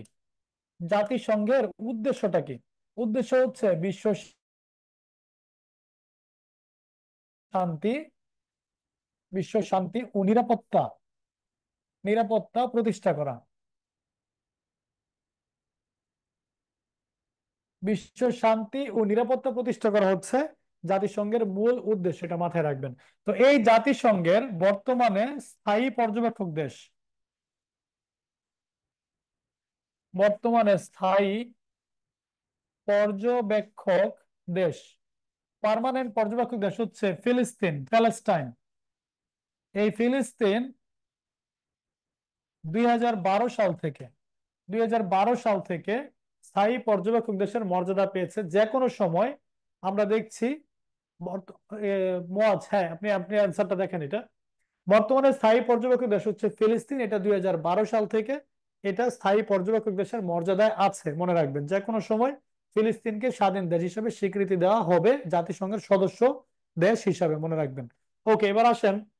এই জাতিসংঘে, এই সংগঠনে জাতিসংঘের অঙ্গ সংস্থা আছে মোট 6টা। জাতিসংঘের অঙ্গ সংস্থা মোট 6টি। তাহলে জাতিসংঘের হাত পা কয়টা? কয়টা অর্গান দিয়ে, কয়টা অর্গানাইজেশন দিয়ে জাতিসংঘ চলে? উত্তর হচ্ছে 6টা। যেমন নাম্বার 1, সাধারণ পরিষদ, সাধারণ পরিষদ। তারপরে হচ্ছে নিরাপত্তা পরিষদ, নিরাপত্তা। পর্যবেক্ষক দেশ কাকে বলে? এটা তো একটু আগেই বললাম, যে আপনি সদস্যপদ পাওয়ার আগে আপনাকে অবজার্ভ করা হবে আপনি আসলে সদস্যপদ পাবেন কিনা, আপনি রুলস রেগুলেশন মানেন কিনা জাতিসংঘের। যদি মানেন দেন আপনাকে কিছুদিন পরে সদস্যপদ দেওয়া হবে। যেমন বাংলাদেশ, আমাদেরকে স্থায়ী পর্যবেক্ষক দেশের মর্যাদা দেওয়া হয়েছে 1972 সালে। 74 সালে গিয়ে আমাদেরকে কিন্তু সদস্যপদ দেওয়া হয়েছিল। বুঝতে পেরেছেন? ওকে, তো সাধারণ পরিষদ, নিরাপত্তা পরিষদ। 3 নম্বরে হচ্ছে অর্থনৈতিক ও সামাজিক পরিষদ, অর্থনৈতিক ও সামাজিক পরিষদ। তারপরে হচ্ছে 4 নম্বরে আন্তর্জাতিক,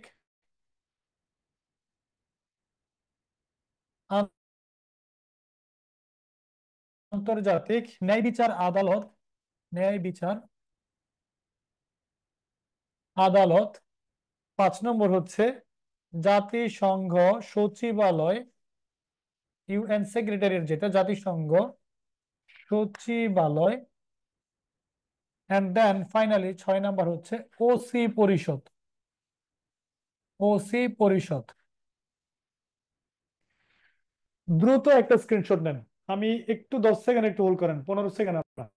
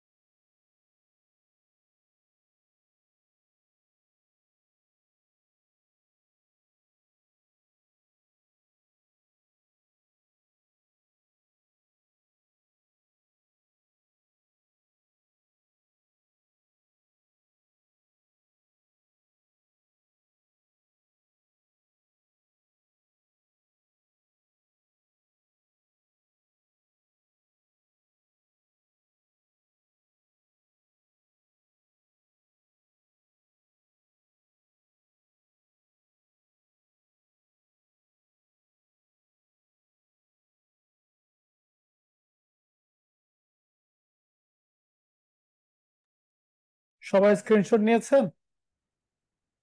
স্ক্রিনশট নেওয়া ডান? হ্যাঁ শাহিন, আপনাকে থ্যাংক ইউ।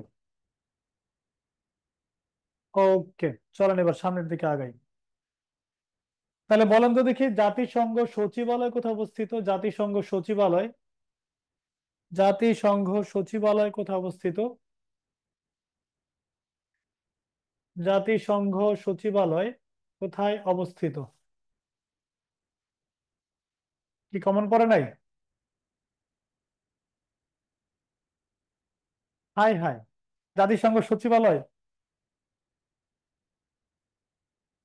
সদর দপ্তরটাই তো সচিবালয় রে, ভুল করা যাবে না তো। সদর দপ্তর কোথায়? জাতিসংঘের সদর দপ্তর কোথায়? এটাই তো সচিবালয়, ভুল করা যাবে না, নিউ ইয়র্কের সচিবালয়, মনে রাখতে হবে। ওকে ডান, বুঝতে পেরেছি, একটু কনফিউশনে ফেলে দিচ্ছিলাম, কমন পড়ে নাই, এই জন্য ঠান্ডা হয়ে গেছে সবাই। ঠিক আছে, ওকে, এবার বলেন জাতিসংঘের উদ্দেশ্যটা কি? কেন জাতিসংঘ প্রতিষ্ঠিত হয়েছে, উদ্দেশ্যটা কি? জাতিসংঘের উদ্দেশ্যটা কি?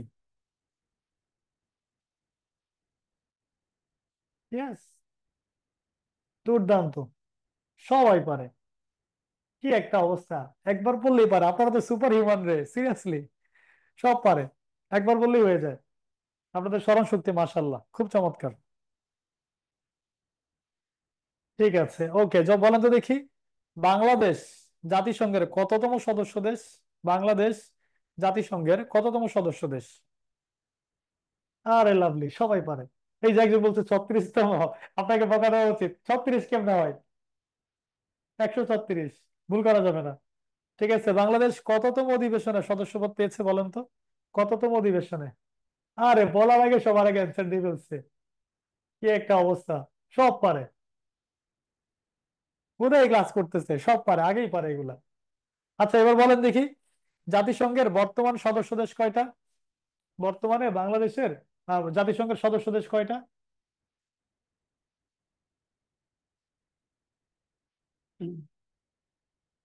ওয়াও, গ্রেট, চমৎকার।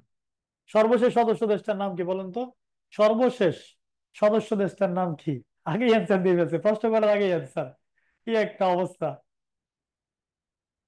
সিরিয়াসলি আমি ইমপ্রেসড, আপনাদের পারফরমেন্স দুর্দান্ত। ঠিক আছে, চলেন এবার একটু সামনের দিকে আগাই। তাহলে আমরা বলছিলাম ওই যে সংগঠনগুলো, জাতিসংঘের হাত পা কয়টা বলেন তো? ছয়টা। জাতিসংঘের হাত পা কয়টা? ছয়টা। ছয়টার মধ্যে আমরা প্রথমটা লিখি, একটু দেখি কে কে আছে এখানে। ওকে, শুরুতে হচ্ছে আমরা লিখবো সাধারণ পরিষদ, নাম্বার ওয়ান, সাধারণ পরিষদ। এই যে সাধারণ পরিষদ, এটাকে বলা হয় জেনারেল অ্যাসেম্বলি, সংক্ষেপে বললে হয় UNGA, united nations general assembly, united nations general assembly. Okay, তো এই যে সাধারণ পরিষদ, এই সাধারণ পরিষদে আমরা দেখছি এটার মূল কাজ, এটার কাজটা হচ্ছে জাতিসংঘের মূল কার্যক্রম পরিচালনা করা। জাতিসংঘের যা যা কাজ, সব কাজ করে কে? এই সাধারণ পরিষদ জাতিসংঘের মূল কার্যক্রম পরিচালনা করে। তাহলে জাতিসংঘের মূল কার্যক্রম পরিচালনা করে কে? সেটা হচ্ছে সাধারণ পরিষদ। এবার এই যে সাধারণ পরিষদ, এই সাধারণ পরিষদের সদস্য, এই সাধারণ পরিষদের সদস্য কয়টা? 193টা, অর্থাৎ জাতিসংঘের যারা সদস্য তারা সবাই সাধারণ পরিষদেরও সদস্য। এটার উদ্দেশ্যটা কি? জাতিসংঘের যে উদ্দেশ্য, এইটারও ঠিক সেম উদ্দেশ্য, বিশ্ব শান্তি, বিশ্ব শান্তি ও নিরাপত্তা প্রতিষ্ঠা করা।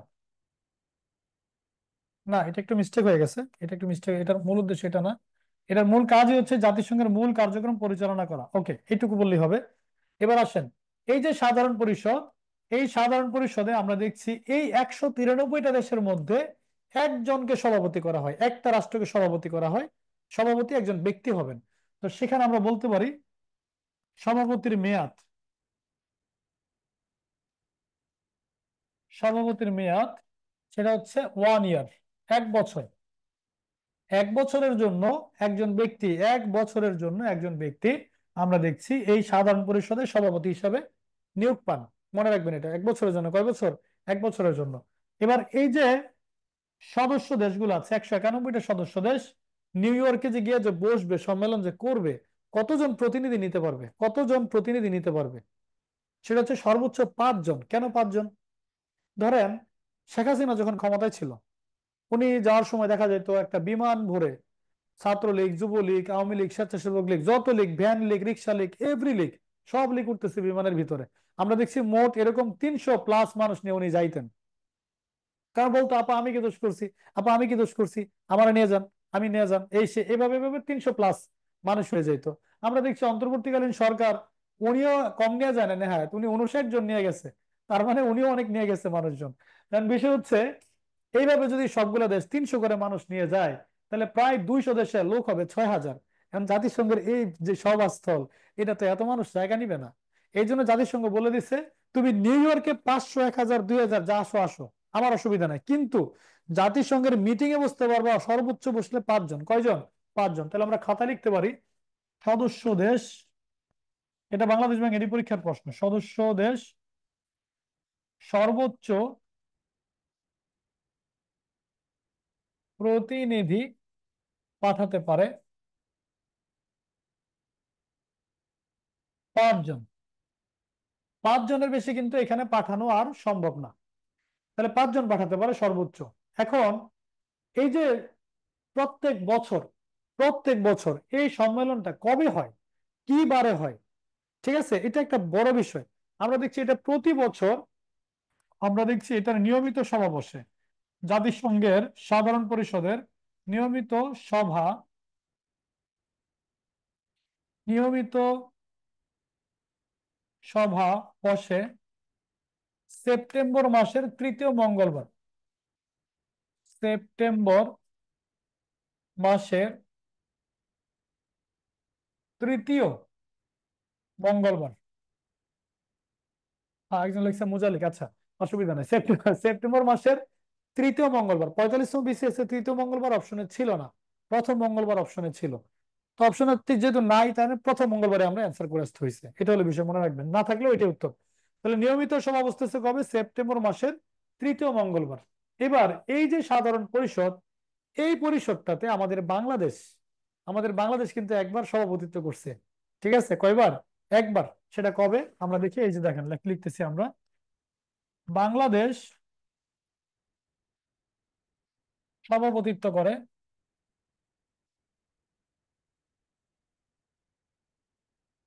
বাংলাদেশ সভাপতিত্ব করে একবার,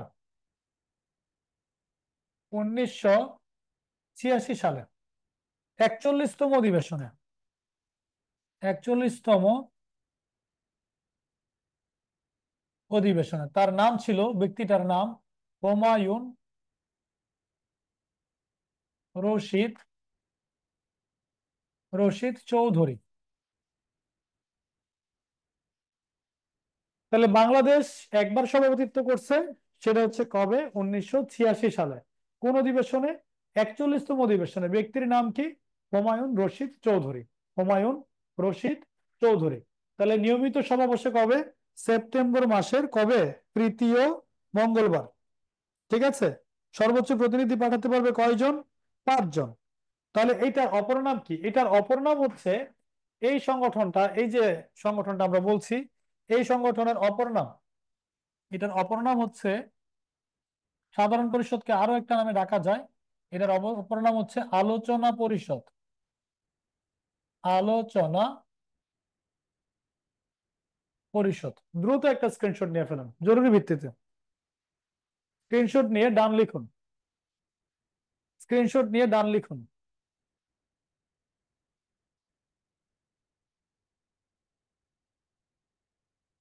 ওকে, ডান। ঠিক আছে, এবার বলেন, জাতিসংঘের সাধারণ পরিষদে সদস্য দেশগুলো মোট কতজন প্রতিনিধি পাঠাতে পারে? বলেন দেখি, মোট কতজন প্রতিনিধি পাঠাতে পারে? মোট সদস্য দেশ কয়টা? বলেন, মোট সদস্য দেশ কয়টা? মোট সদস্য দেশ কয়টা? ওকে। সভাপতির মেয়াদ কত বছর? সভাপতির মেয়াদ কত বছর? সভাপতির মেয়াদ কত বছর? Yes, very nice. আচ্ছা। আচ্ছা, এই এই এই যে সাধারণ পরিষদ, এইটার অপর নাম কি? আরো একটা নামে ডাকা যায়, এটার অপর নাম কি বলেন তো? এটার অপর নাম কি? ইয়েস, আলোচনা পরিষদ, ডেফিনেটলি। চমৎকার। আচ্ছা, যদি প্রশ্ন করি, এই যে সাধারণ পরিষদ সংগঠনটা আছে, এই সাধারণ পরিষদে বাংলাদেশ যে ব্যক্তিটা সভাপতিত্ব করেছে তার নাম কি? একজন লিখছে হুমায়ুন। হুমায়ুন কি? হুমায়ুন আহমেদ। একজন বলতেছে বঙ্গবন্ধু। চিন্তা করছে? বঙ্গবন্ধুর নাতনি কইতেছে বঙ্গবন্ধু। হুমায়ুন রশিদ চৌধুরী, রাইট। চমৎকার। আচ্ছা, যদি প্রশ্ন করি কততম অধিবেশনে এই সভাপতিত্ব করেছে? কততম অধিবেশনে? আরে লাভলি, সব পারে। Nice nice, very nice. চলেন এবার আরেকটা সংগঠনে যাই, 2 নম্বর। 2 নম্বর সংগঠনের নাম হচ্ছে নিরাপত্তা পরিষদ। নিরাপত্তা পরিষদ, এটাকে সিকিউরিটি কাউন্সিল বলা হয়, ইউনাইটেড নেশনস সিকিউরিটি কাউন্সিল। এটাকে সংক্ষেপে বললে হয় UNSC, united nations security council. Okay, এবার আসেন, এই যে নিরাপত্তা পরিষদ, এটার অপর নাম, এটাকে আর কি নামে ডাকা যায়? এটার অপর নাম হচ্ছে সেফটি নেট, সেফটি নেট, অথবা স্বস্তি পরিষদ। আচ্ছা, ধরেন ঢাকা শহরে আপনি একটা বিল্ডিং এর নিচে দিয়ে যাচ্ছেন, বিল্ডিং থেকে উপর থেকে একটা ইট আপনার মাথায় পড়ছে, আপনি কি বলবেন বাহ কি চমৎকার, আরেকটা ইট পড়ে তো আমার মাথার উপরে? এটা কি আপনি বলবেন? এটা এটা বলার সুযোগ পাবেন আপনি? আপনি ততক্ষণে পটল তুলতে চলে যাবেন, ঠিক আছে, মুনকার নাকিরের সামনে। কে আর মুনকার নাকির না, সরি, কে জানি প্রশ্ন করবে কবরের মধ্যে, মুনকার নাকিরই তো মনে হয়। হ্যাঁ, ওনারাই তো প্রশ্ন করবেন। তার মানে অবস্থা কিন্তু খারাপ হয়ে যাবে আপনাদের। তো এই জন্য আমরা দেখছি সেফটি নেটের কাজ কি?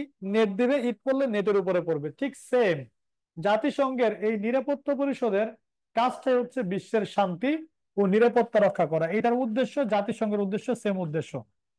এটার উদ্দেশ্য কি? জাতিসংঘের যে উদ্দেশ্য, এটারও সেম উদ্দেশ্য, বিশ্ব শান্তি ও নিরাপত্তা, প্রতিষ্ঠা করা। তাহলে বিশ্ব শান্তি ও নিরাপত্তা প্রতিষ্ঠাই হচ্ছে সিকিউরিটি কাউন্সিলের মূল বক্তব্য। এখন এই পরিষদে যিনি সভাপতি হবেন, এই পরিষদে সভাপতির মেয়াদ, সভাপতির মেয়াদ হচ্ছে কতদিন বলেন তো? কত বছর? দেখি কে কে পারেন। লিখে দিচ্ছি, ওয়ান। ওয়ান কি? Year? One era? One century? নাকি 1 মান্থ, না 1 ডে? উত্তর কি হবে বলেন দেখি? ইয়েস, বাদন বলতেছে, শরীফুল ইসলাম বলে ফেলছে, রাইট। 1 মান্থ, 1 মাস সময়, জাস্ট 1 মাস। কেন 1 মাস? একটু ভাবেন তো, রাশিয়া তো যুদ্ধ করে নিজে, ইউক্রেনের যুদ্ধ। তো ইউক্রেনে যদি যুদ্ধ করে, রাশিয়া যদি সভাপতি হয়, সে তো কোনো সম্মেলনই রাখবে না, বলবে আগে যুদ্ধ করে লই, পরে দেখা যাবে না, সমস্যা নেই। তার মানে এই জন্য সিদ্ধান্ত নিচ্ছে যে না, যেই হোক সর্বোচ্চ 1 মাসের জন্য সভাপতিত্ব করবে, এরপরে নতুন একজন আসবে। তাহলে এই সংগঠনের সভাপতি যিনি হবে তার মেয়াদ হচ্ছে 1 মাস। এবং এই সংগঠনে আমরা দেখছি সদস্য দেশ, এইখানে সদস্য দেশ হচ্ছে মোট 15টি, মোট 15টি। আমরা সাধারণ পরিষদে দেখছি কয়টা? সাধারণ পরিষদে দেখছি আমরা 193টা, বাট এখানে কয়টা? 15টা। এই 15টার মধ্যে আমরা দেখছি এই যে সদস্য দেশ মোট 15টা, এই 15টার মধ্যে আমরা দেখছি স্থায়ী সদস্য দেশ, এইখানে স্থায়ী সদস্য দেশ 5টি। এই 5টিকে বলা হয় P5। পি মানে কি? পার্মানেন্ট। পি মানে কি? পার্মানেন্ট। 5 মানে কি? 5টা। তো P5 বলতে বোঝাচ্ছে এখানে USA, United Kingdom, France, Russia and China. এই যে 5টা রাষ্ট্র, এই পাঁচটা রাষ্ট্র আমরা দেখছি P5 এর সদস্য দেশ। এবং এই P5 জাতিসংঘ আলোচনায় P5 বলতে নিচের কোন দেশগুলোকে বোঝায়? 44তম বিসিএস পিরিয়ডের প্রশ্ন। জাতিসংঘ আলোচনায় P5 বলতে নিচের কোন দেশগুলোকে বোঝায়? উত্তর কি হবে? USA, UK, France, Russia, China. এবার এই যে P5 এর দেশ যারা আছে, এই P5 এর দেশগুলোর আমরা দেখছি পি মানে পার্মানেন্ট। পি মানে কি? পার্মানেন্ট। এই যে জিজ্ঞেস করছেন জিহাদুল, জিহাদুল করিম। হ্যাঁ, করিম, রাইট। পি মানে পার্মানেন্ট, ওকে। তো এই যে P5 মানে পাঁচটা যে স্থায়ী সদস্য দেশ, এই পাঁচটা স্থায়ী সদস্য দেশের মেয়াদ, এই পাঁচটা স্থায়ী সদস্য দেশের মেয়াদ হচ্ছে আজীবন। যতদিন জাতিসংঘ থাকবে ঠিক ততদিন এই সংগঠনের মেম্বার থাকবে কারা? এই P5 এর দেশগুলা, USA, UK, France, Russia, China. এবার এই P5 এর দেশগুলোর একটা পাওয়ার আছে, এটা আমরা জানি। তা আমরা লিখছি তাদের ভেটো পাওয়ার আছে। ভেটো, ভেটো পাওয়ার রয়েছে। ভেটু হচ্ছে লেটিন ভাষার শব্দ। ভেটু লেটিন ভাষার শব্দ। ভেটু লেটিন ভাষার শব্দ। এর অর্থ হচ্ছে আমি মানি না। এর অর্থ হচ্ছে আমি মানি না কোন একটা সিদ্ধান্তের ব্যাপারে। পৃথিবীতে যত রকমের সিদ্ধান্ত জাতিসংঘ নিবে, যদি ওই সিদ্ধান্তের ব্যাপারে এই পাঁচটার মধ্যে, যদি ওই সিদ্ধান্তের ব্যাপারে এই পাঁচটার মধ্যে কোনো একটা দেশ, কোনো একটা দেশ না করে যে আমি এটা মানি না, আই হ্যাভ এ ভেটু, তাহলে ওই সিদ্ধান্ত কোনোদিন পাশ হওয়ার কোনো সুযোগ নাই। যেমন বাংলাদেশের মুক্তিযুদ্ধের সময় ইউএসএ, চায়না, ইউএসএ, চায়না, এই দুই দেশ বলছিল বাংলাদেশের মুক্তিযুদ্ধটা থেমে যাক, পাকিস্তান অখণ্ড থাকুক, পাকিস্তানকে ভাঙা যাবে না।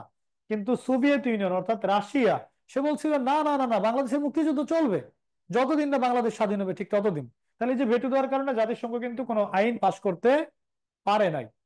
এই জন্য 40তম প্রিলিতে প্রশ্ন আসছিল, 40তম প্রিলিতে প্রশ্ন আসছিল বাংলাদেশের মুক্তিযুদ্ধের পক্ষে জাতিসংঘের নিরাপত্তা পরিষদের নিচের কোন দেশটি ভেটো দিয়েছিল? উত্তর কি ছিল? Soviet union. ভেটো দিছে মানে আবার ইউএসএ দিয়ে ফেলেন না, পক্ষে বলছে, পক্ষে ভেটো দিছে। সেটা কে? এটা হচ্ছে রাশিয়া। তাহলে বাংলাদেশের পক্ষে ভেটো দিছে মুক্তিযুদ্ধের সময়, বাংলাদেশের পক্ষে ভেটো দেয় রাশিয়া, অর্থাৎ সোভিয়েত ইউনিয়ন। ওই সময় এটার নাম ছিল সোভিয়েত ইউনিয়ন, রাশিয়ার পূর্ব নাম ছিল সোভিয়েত ইউনিয়ন। ঠিক আছে, এইটুকু একটা স্ক্রিনশট নেন।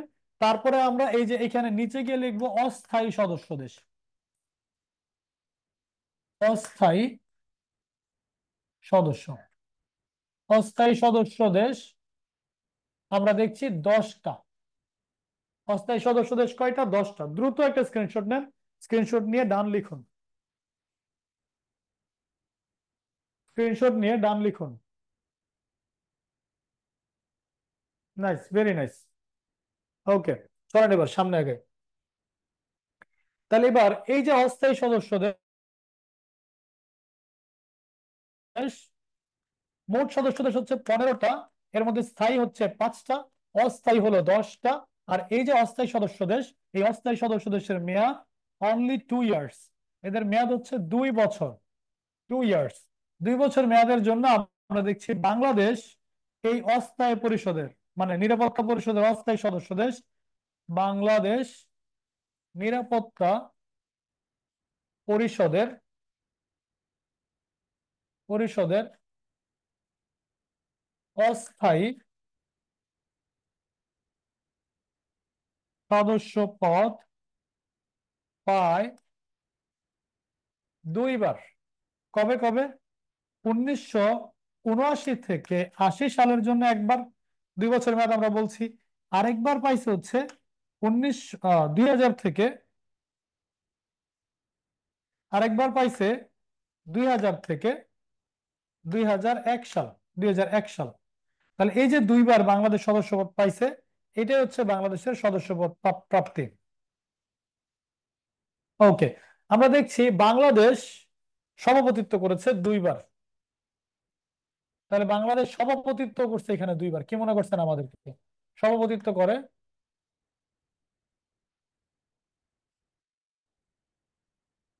বাংলাদেশ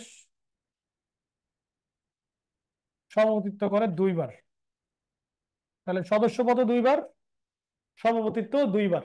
আমরা দেখছি সাধারণ পরিষদের সভাপতিত্ব করছে একবার 1986 সালে, আর এখানে সভাপতিত্ব করছে 2001 সালে। তার মানে অনেক পরের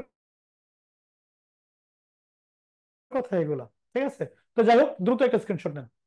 ও দাঁড়ান, একটু স্ক্রিনশট নেওয়ার আগে আমরা লিখবো আরেকটা লাইন। নিরাপত্তা পরিষদে, নিরাপত্তা পরিষদে সিদ্ধান্ত পাশ হয়, সিদ্ধান্ত পাশ হয় 2/3 সদস্যের ভোটে। 2/3 সদস্যের, 2/3 সদস্যের ভোটে। অর্থাৎ 15টার মধ্যে 10টা, 15টার মধ্যে 10টা যদি ইয়েস বলে তাহলে সিদ্ধান্ত পাস হবে। তবে শর্ত হচ্ছে ওই যে 5টা যায় P5 এর দেশ, পার্মানেন্ট 5, তাদের কেউই ভেটো দিবে না। যদি ভেটো দেয় তাহলে সিদ্ধান্ত পাস হবে না। 14টা দেশও যদি হ্যাঁ বলে তাহলে যুদ্ধ থামবে না। যেমন ধরেন ফিলিস্তিন যুদ্ধে ইউএসএ একা বলছে আই হ্যাভ এ ভেটু, বাকি 14টা বলছে এই যুদ্ধ থামানো হোক। 14টা দেশের ভেটুকে আমরা দেখছি, 14টা দেশের সিদ্ধান্তকে একটা দেশের ভেটুর কারণে এই গাজা যুদ্ধ বন্ধ হয় নাই। সর্বশেষ ইউএসএ রাজি হয়েছে 19 জানুয়ারিতে, এই যে গত কয়েকদিন আগে জানুয়ারি 19 তারিখে আমরা দেখছি এই সিদ্ধান্ত পাশ হয়েছে, এবং নিরাপত্তা মানে কি বলে এটাকে, জাতিসংঘের মাধ্যমে এবং ইউএসএ মধ্যস্থতায়, কাতার, মিশরের মধ্যস্থতায় গাজা যুদ্ধের সমাপ্তি ঘটেছে। দ্রুত একটা স্ক্রিনশট নেন, তাহলে আমরা সামনে আগাই।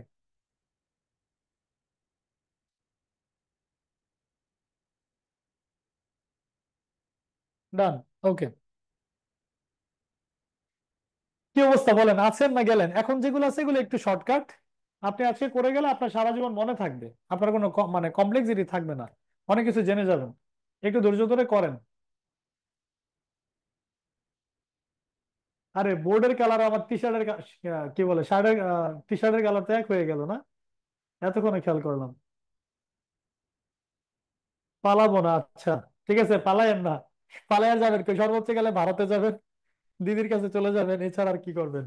ঠিক আছে, চলেন সামনে আগে। এবার এবার আমরা লিখবো অর্থনৈতিক ও সামাজিক পরিষদ, 3 নম্বর।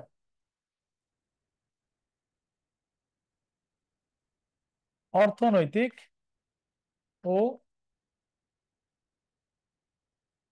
সামাজিক পরিষদ, এটাকে ইংরেজিতে বললে হয় ইকোনমিক,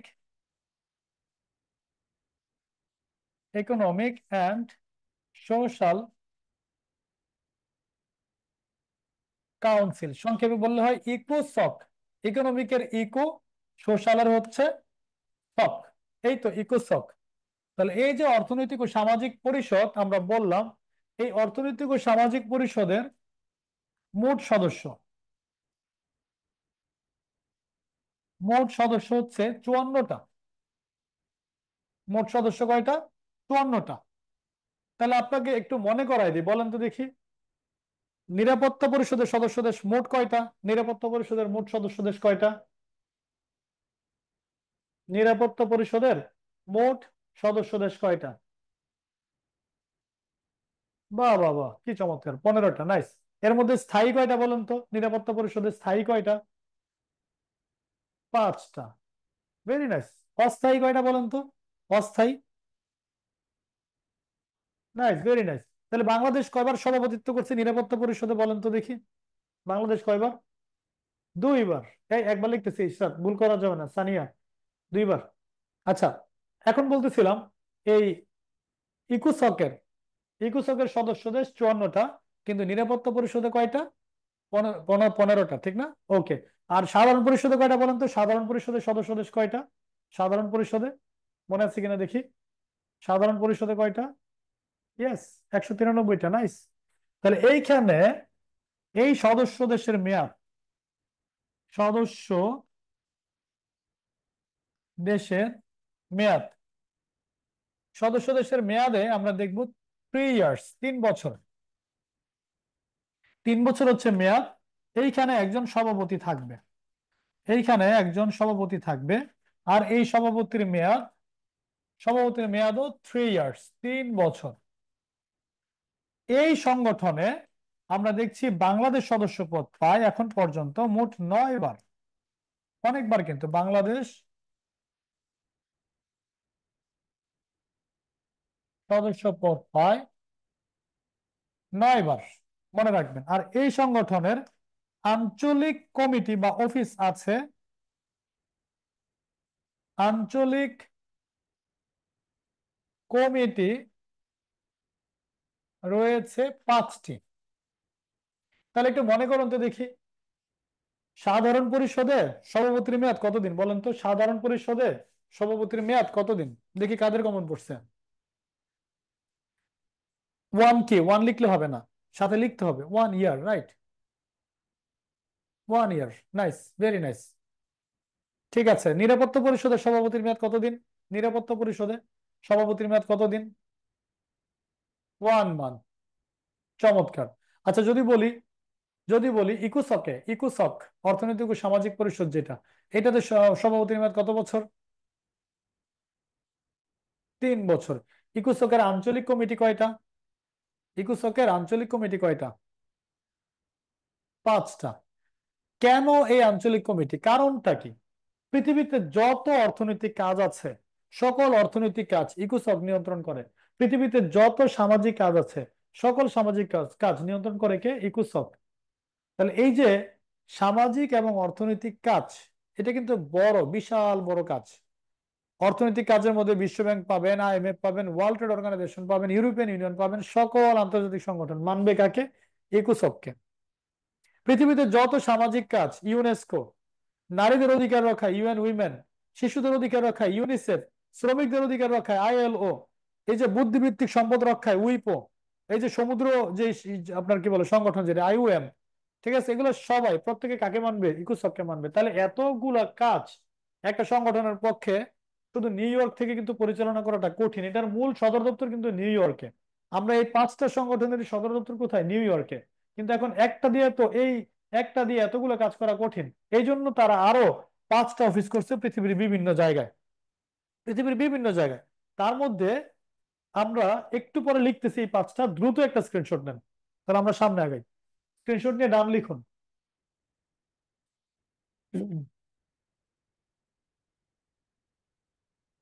নাইস, ঠিক আছে, ভেরি নাইস। লেখা শেষ হলে তো আরো ভালো। তাহলে এই যে আঞ্চলিক কমিটি 5টা, 5টা আমরা বলছি আঞ্চলিক কমিটি। এই 5টা আঞ্চলিক কমিটি কি কি? 5টা আঞ্চলিক কমিটির মধ্যে প্রথমে আমরা পাবো ECE, economic,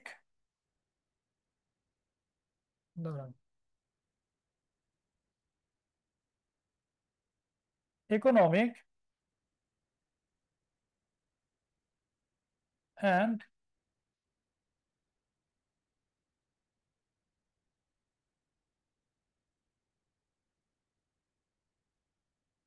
economic commission for,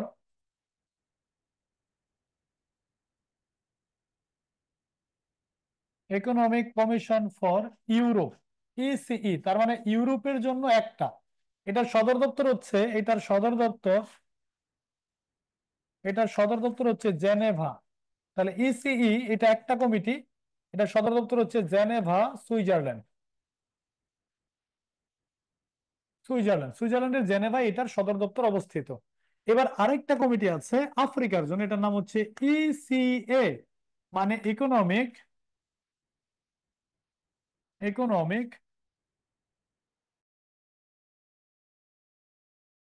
commission for Africa. Economic commission for Africa, এটার সদর দপ্তর হচ্ছে আদ্দিস আবাবা, আদ্দিস আবাবা, ইথিওপিয়া। ইকোনমিক, ওকে, ইথিওপিয়া, ডান। এবার এটা হচ্ছে আফ্রিকা, একটা হচ্ছে ইউরোপের জন্য, একটা হচ্ছে আফ্রিকার জন্য। এবার আসেন আরেকটা আমরা লিখবো 1 লাখ, ICLAC, 1 লাখ। 1 লাখ মানে কি? Economic, economic commission, economic commission for Latin America, Latin America and the Caribbean. Caribbean যে অঞ্চল আছে অর্থাৎ উত্তর আমেরিকা এবং দক্ষিণ America, economic commission for Latin America and the Caribbean বা ক্যারিবিয়ান, এই ক্যারিবিয়ান অঞ্চলে এটার সদর দপ্তর হচ্ছে সান্টিয়াগো। এটার সদর দপ্তর সান্টিয়াগো, চিলি। চিলির সান্টিয়াগোতে এটার সদর দপ্তর অবস্থিত। 1 লাখ, তাহলে 1 লাখ হচ্ছে উত্তর আমেরিকা এবং দক্ষিণ আমেরিকার জন্য, তাই তো? এটা হচ্ছে ইউরোপের জন্য, এটা হচ্ছে আফ্রিকার জন্য, এটা হচ্ছে উত্তর আমেরিকা এবং দক্ষিণ আমেরিকা মহাদেশের জন্য। তাহলে বাকি আছে কে? বাকি আছে এশিয়া মহাদেশ, বাকি আছে এশিয়া মহাদেশ, আর হচ্ছে ওশেনিয়া মহাদেশ। তাহলে এবার এবার আমরা লিখবো হচ্ছে এই যে এটা এসচোয়া, ESCWA। এসচোয়া মানে কি?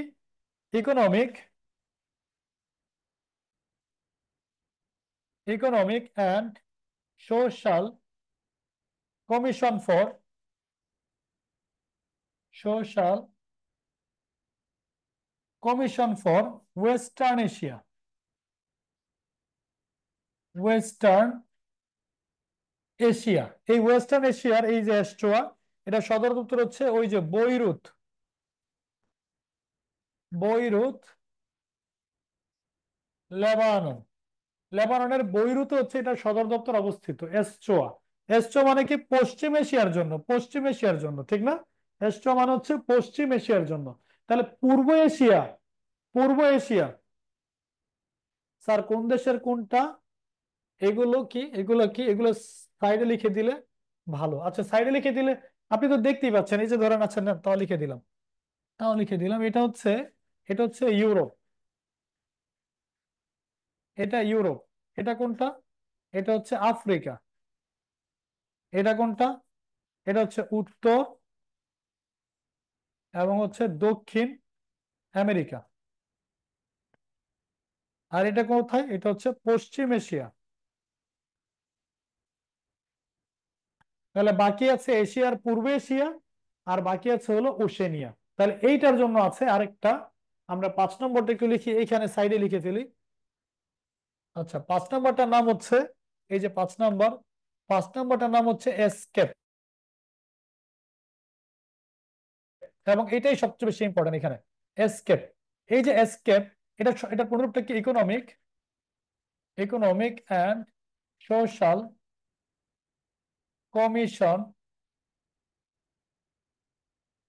Commission, for Asia and the Pacific. এইটার সদর দপ্তর হচ্ছে ব্যাংকক।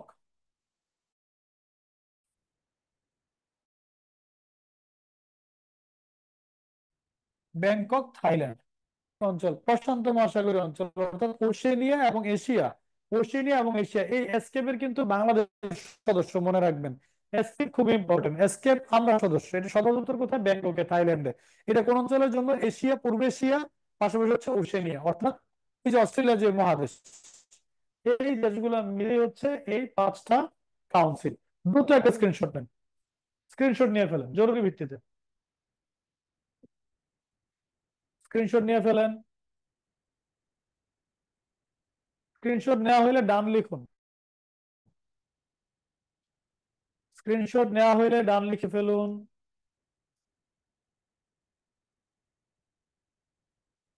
Nice, very nice. ঠিক আছে, এইটুকু তো সবাই ক্লিয়ার নাকি? কোনো প্রবলেম আছে? প্রবলেম থাকার কথা না। আচ্ছা, এবার হচ্ছে আমরা লিখব 4 নম্বর সংগঠন, আন্তর্জাতিক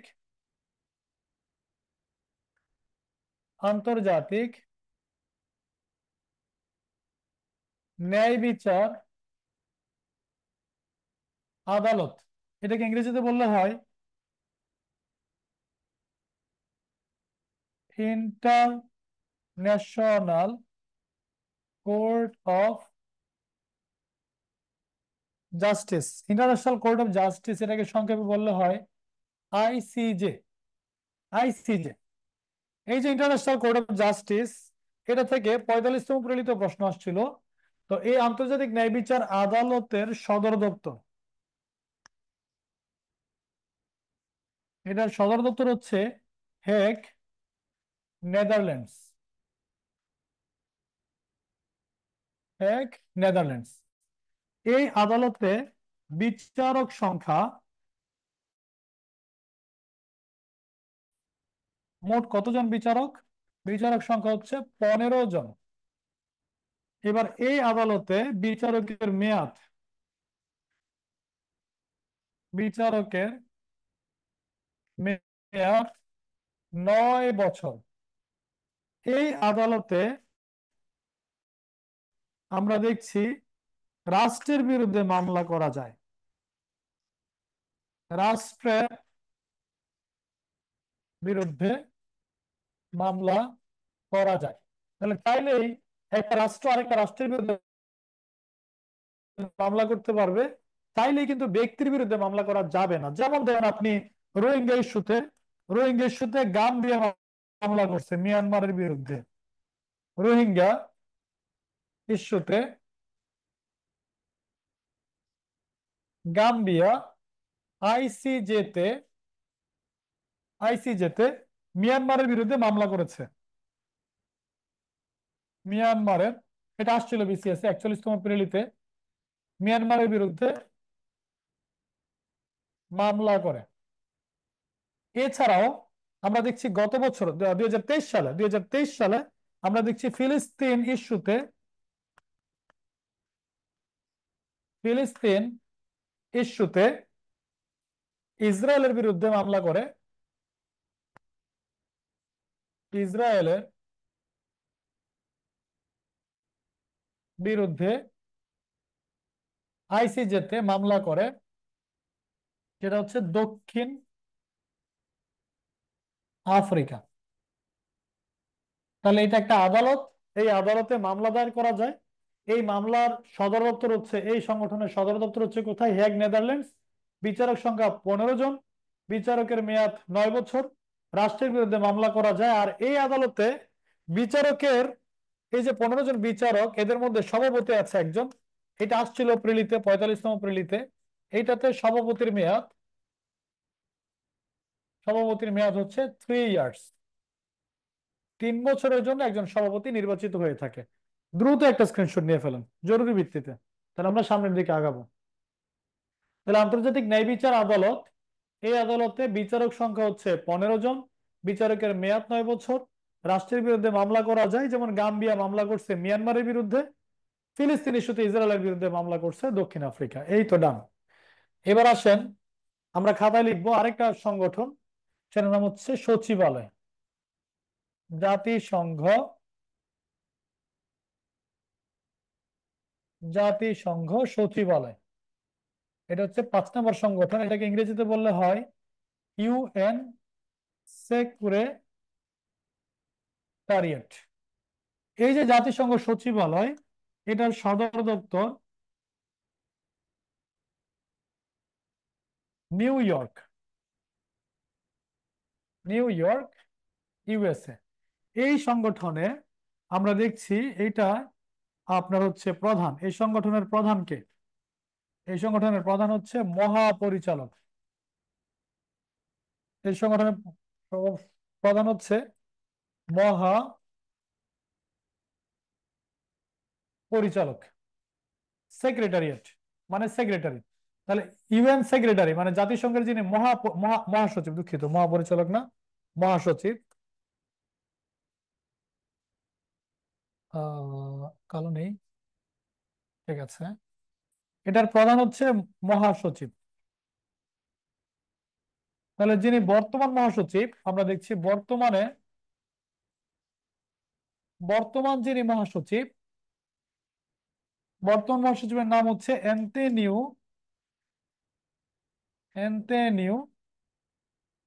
গুতেরেস। বর্তমান যিনি মহাসচিব তার নাম কি? তার নাম হচ্ছে অ্যান্তনিও গুতেরেস। তিনি হচ্ছে পর্তুগালের নাগরিক, তিনি পর্তুগালের নাগরিক এবং তিনি হচ্ছে নবম, 9th নবম মহাসচিব, তার মেয়াদ হচ্ছে 2016 থেকে 2021, আবার বর্তমানে 2021 থেকে 2026। মানে মহাসচিবের মেয়াদ কিন্তু বেসিক্যালি 5 বছর। তিনি মোট 10 বছরের জন্য, মানে দুই দুই মেয়াদে সভাপতিত্ব করছেন। তো এই সংগঠনে আমরা দেখছি ভাষা, জাতিসংঘের ভাষা, ভাষা হচ্ছে 6টা। ভাষা কয়টা? ভাষা হচ্ছে 6টা। এর মধ্যে আপনি পাবেন ইংরেজি একটা, ইংরেজি। এরপরে আপনি পাবেন হচ্ছে রুশ, মানে রাশিয়ার।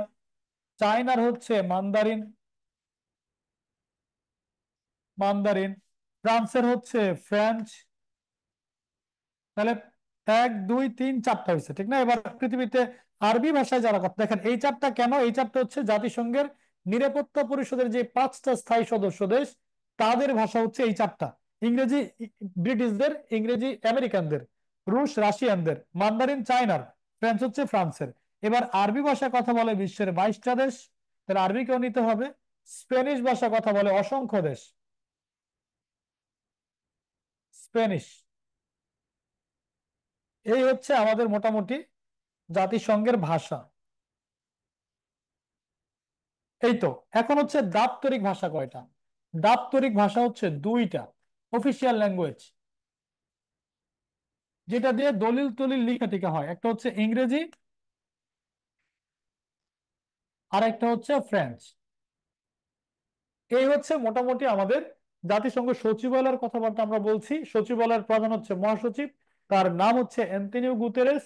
তিনি নবম মহাসচিব, এবং আমরা দেখছি তিনি 2016 থেকে 2021 সাল পর্যন্ত ছিলেন প্রাথমিক মেয়াদ, 2021 থেকে 2026 সাল পর্যন্ত দ্বিতীয় মেয়াদে আজ থাকবেন উনি।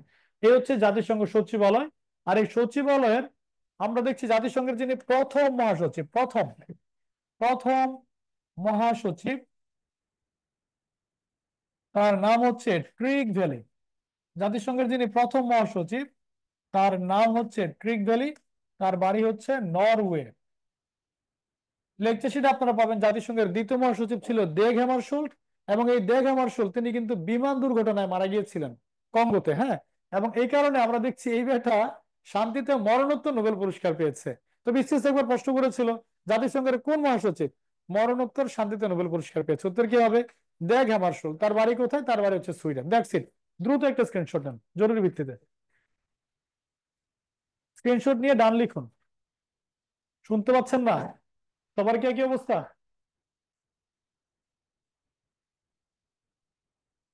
শুনতে পাচ্ছে না, দেখেন তো কি হয়েছে জানি। একটু দেখেন তো, শুনতে পাচ্ছে না মনে হচ্ছে।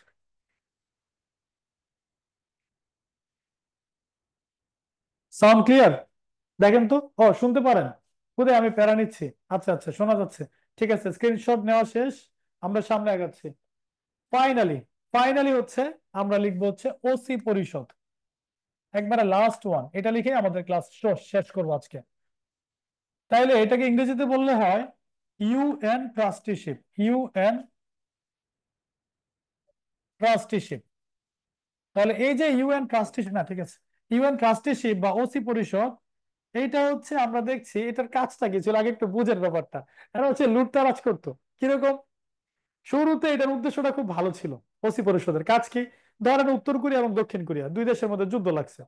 তো 1945 সালে আমরা দেখছি উত্তর কোরিয়াকে দেওয়া হয় রাশিয়ার হাতে, দক্ষিণ কোরিয়াকে দেওয়া হয় আমেরিকার হাতে। এই ওসি পরিষদের আন্ডারে বলা হয় ইউএস এবং রাশিয়া, তোমরা দুই দেশ মিলে এই উত্তর কোরিয়া এবং দক্ষিণ কোরিয়া যতদিন না ভালো অবস্থানে আসতেছে, যতদিন না দুই দেশ সামর্থ্য হচ্ছে, তারা সরকার পরিচালনা করার সামর্থ্য তৈরি না হচ্ছে, ততদিন তোমরা এই দুইটা দেশ পরিচালনা করবা। আগামী 5 বছরের মধ্যে তোমরা সরকার গঠন করে দিবা। এখন রাশিয়া এবং ইউএস, তারা 5 বছর মেয়াদ পেলেও তারা 3 বছরের মধ্যে উত্তর কোরিয়া এবং দক্ষিণ কোরিয়াকে আমরা দেখছি স্বাধীনতা দিয়ে তারা চলে আসে। ডেফিনেটলি এটা খুবই ভালো কাজ। কিন্তু কিছুদিন পরে দেখা গেল কি, কিছুদিন পরে দেখা গেল যখন 90-এর দশক চলে আসছে, এবার ইউএসএ কোন একটা দেশে গেলে সে আর ফেরত আসছে না, সে ওই দেশে থাকে, সে ওই দেশে ঘুমায়, ওই দেশে টাকা পয়সা সব নিয়ে আসে। তাহলে ডেফিনেটলি এটা খারাপ কাজ। তখন এই ওসি পরিষদের খুব সমালোচনা শুরু হয়।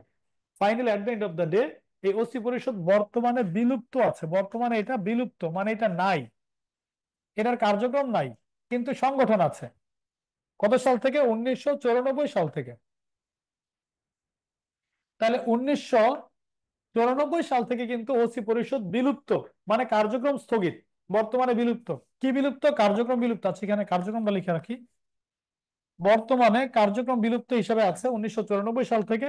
সর্বশেষ সর্বশেষ কার্যক্রম চালিয়েছিল কোন দেশে? সর্বশেষ কার্যক্রম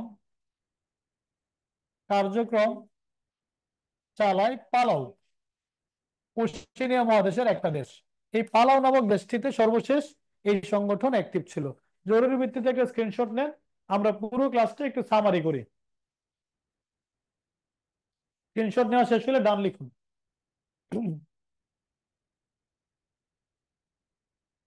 স্ক্রিনশট নেওয়া হলে ডান লিখুন।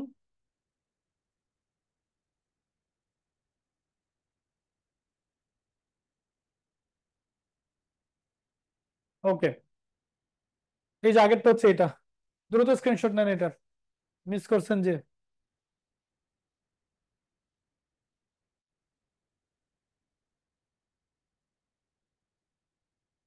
ওকে, এবার হচ্ছে পুরো ক্লাসটা আমরা একটু সামারি করি। খেয়াল করেন, বিশ্ব শান্তি ও নিরাপত্তা লক্ষ্যের উদ্দেশ্যে দ্বিতীয় বিশ্বযুদ্ধের সময় জাতিসংঘ প্রতিষ্ঠার উদ্যোগটা নেওয়া হয়। প্রথম উদ্যোগটা হচ্ছে লন্ডন ঘোষণা। প্রথম লিখিত উদ্যোগটা হচ্ছে আটলান্টিক ঘোষণা। এরপরে 42 সালে নামকরণ করা হয় ওয়াশিংটন ডিসি সম্মেলনে। 43 সালে ফাও প্রতিষ্ঠা করা হয়, খাদ্য ও কৃষি সংস্থা। 44 সালে ব্রিটন উড সম্মেলনের মাধ্যমে বিশ্বব্যাংক এবং আইএমএফ প্রতিষ্ঠা করা হয়। 45 সালে সান ফ্রান্সিসকো সম্মেলনের মাধ্যমে জাতিসংঘ ফাইনালি চূড়ান্তভাবে প্রতিষ্ঠিত হয়। এই সম্মেলনে উপস্থিত ছিল মোট 50টি দেশ, মূল সনদের স্বাক্ষরকারী। এডিশনাল হিসেবে ছিল পোল্যান্ড। প্রতিষ্ঠাকালীন সদস্য দেশ 51টা। আর 24 অক্টোবর 1945 সালে জাতিসংঘ প্রতিষ্ঠিত হয়। আর এই জন্য 24 অক্টোবর কি দিবস? জাতিসংঘ দিবস। এবার জাতিসংঘের মৌলিক তথ্যে, সদর দপ্তর কোথায়? নিউ ইয়র্ক, যুক্তরাষ্ট্রে। উদ্দেশ্য কি? বিশ্ব শান্তি ও নিরাপত্তা রক্ষা করা। বর্তমান সদস্য দেশ কয়টা? 193টা। বাংলাদেশ কবে পাইছে? বাংলাদেশ পাইছে 1974 সালে 17 সেপ্টেম্বর। 134তম দেশ, 29তম সম্মেলন। পর্যবেক্ষক দেশকে? ফিলিস্তিন, 2012 সাল থেকে। এই সংগঠনে, জাতিসংঘে আমরা দেখছি অঙ্গ সংস্থা আছে মোট 6টা। 6টার মধ্যে প্রথমটা হচ্ছে সাধারণ পরিষদ। এটা জাতিসংঘের মূল কার্যক্রম করে। সভাপতির মেয়াদ 1 বছর। সদস্য দেশ 193। আর এইখানে আমরা দেখছি মানে যারা মানে সদস্য দেশ, তারা সর্বোচ্চ প্রতিনিধি পাঠাতে পারে 5 জন। প্রতি বছর সেপ্টেম্বরের তৃতীয় মঙ্গলবার সাধারণ সভা বসে। বাংলাদেশ একবার সভাপতিত্ব করছে হুমায়ুন রশিদ চৌধুরী 1986 সালে 41তম অধিবেশনে। এবার নিরাপত্তা পরিষদে সদস্য দেশ আছে কয়টা? নিরাপত্তা পরিষদের সদস্য দেশ হলো মোট 15টা। এর মধ্যে 5টা স্থায়ী, 10টা অস্থায়ী। বাংলাদেশ 2বার সভাপতিত্ব করছে। বেটু পাওয়ার আছে 5টার। ইকোসকের কাজ কি? বিশ্বের অর্থনৈতিক ও সামাজিক কাজ করা। সদস্য দেশ 54টা। সভাপতির মেয়াদ 3 বছর। আমরা দেখছি সদস্য দেশের মেয়াদও 3 বছর। এখন বাংলাদেশ মোট 9বার সদস্যপদ পাইছে। আঞ্চলিক কমিটি আছে 5টা। আন্তর্জাতিক ন্যায় বিচার আদালত, সদর দপ্তর হেগ, নেদারল্যান্ডস। এখানে বিচারক আছে 15 জন। এখানে সভাপতির মেয়াদ হচ্ছে 3 বছর।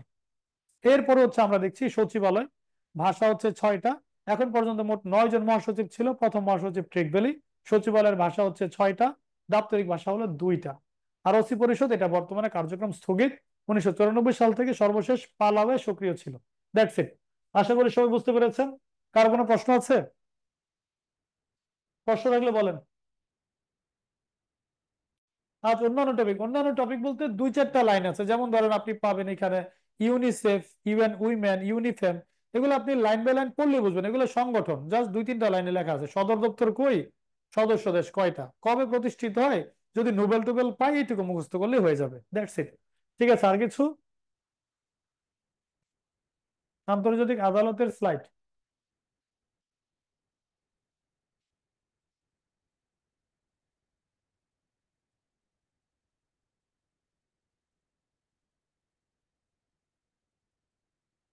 এই যে আন্তর্জাতিক ন্যায় বিচার আদালত।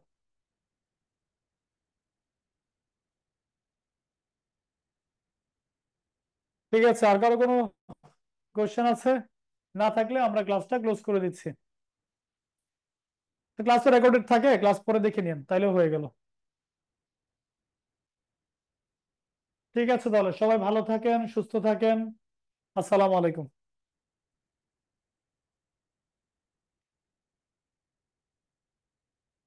হ্যাঁ, আপনাদেরকে অসংখ্য ধন্যবাদ।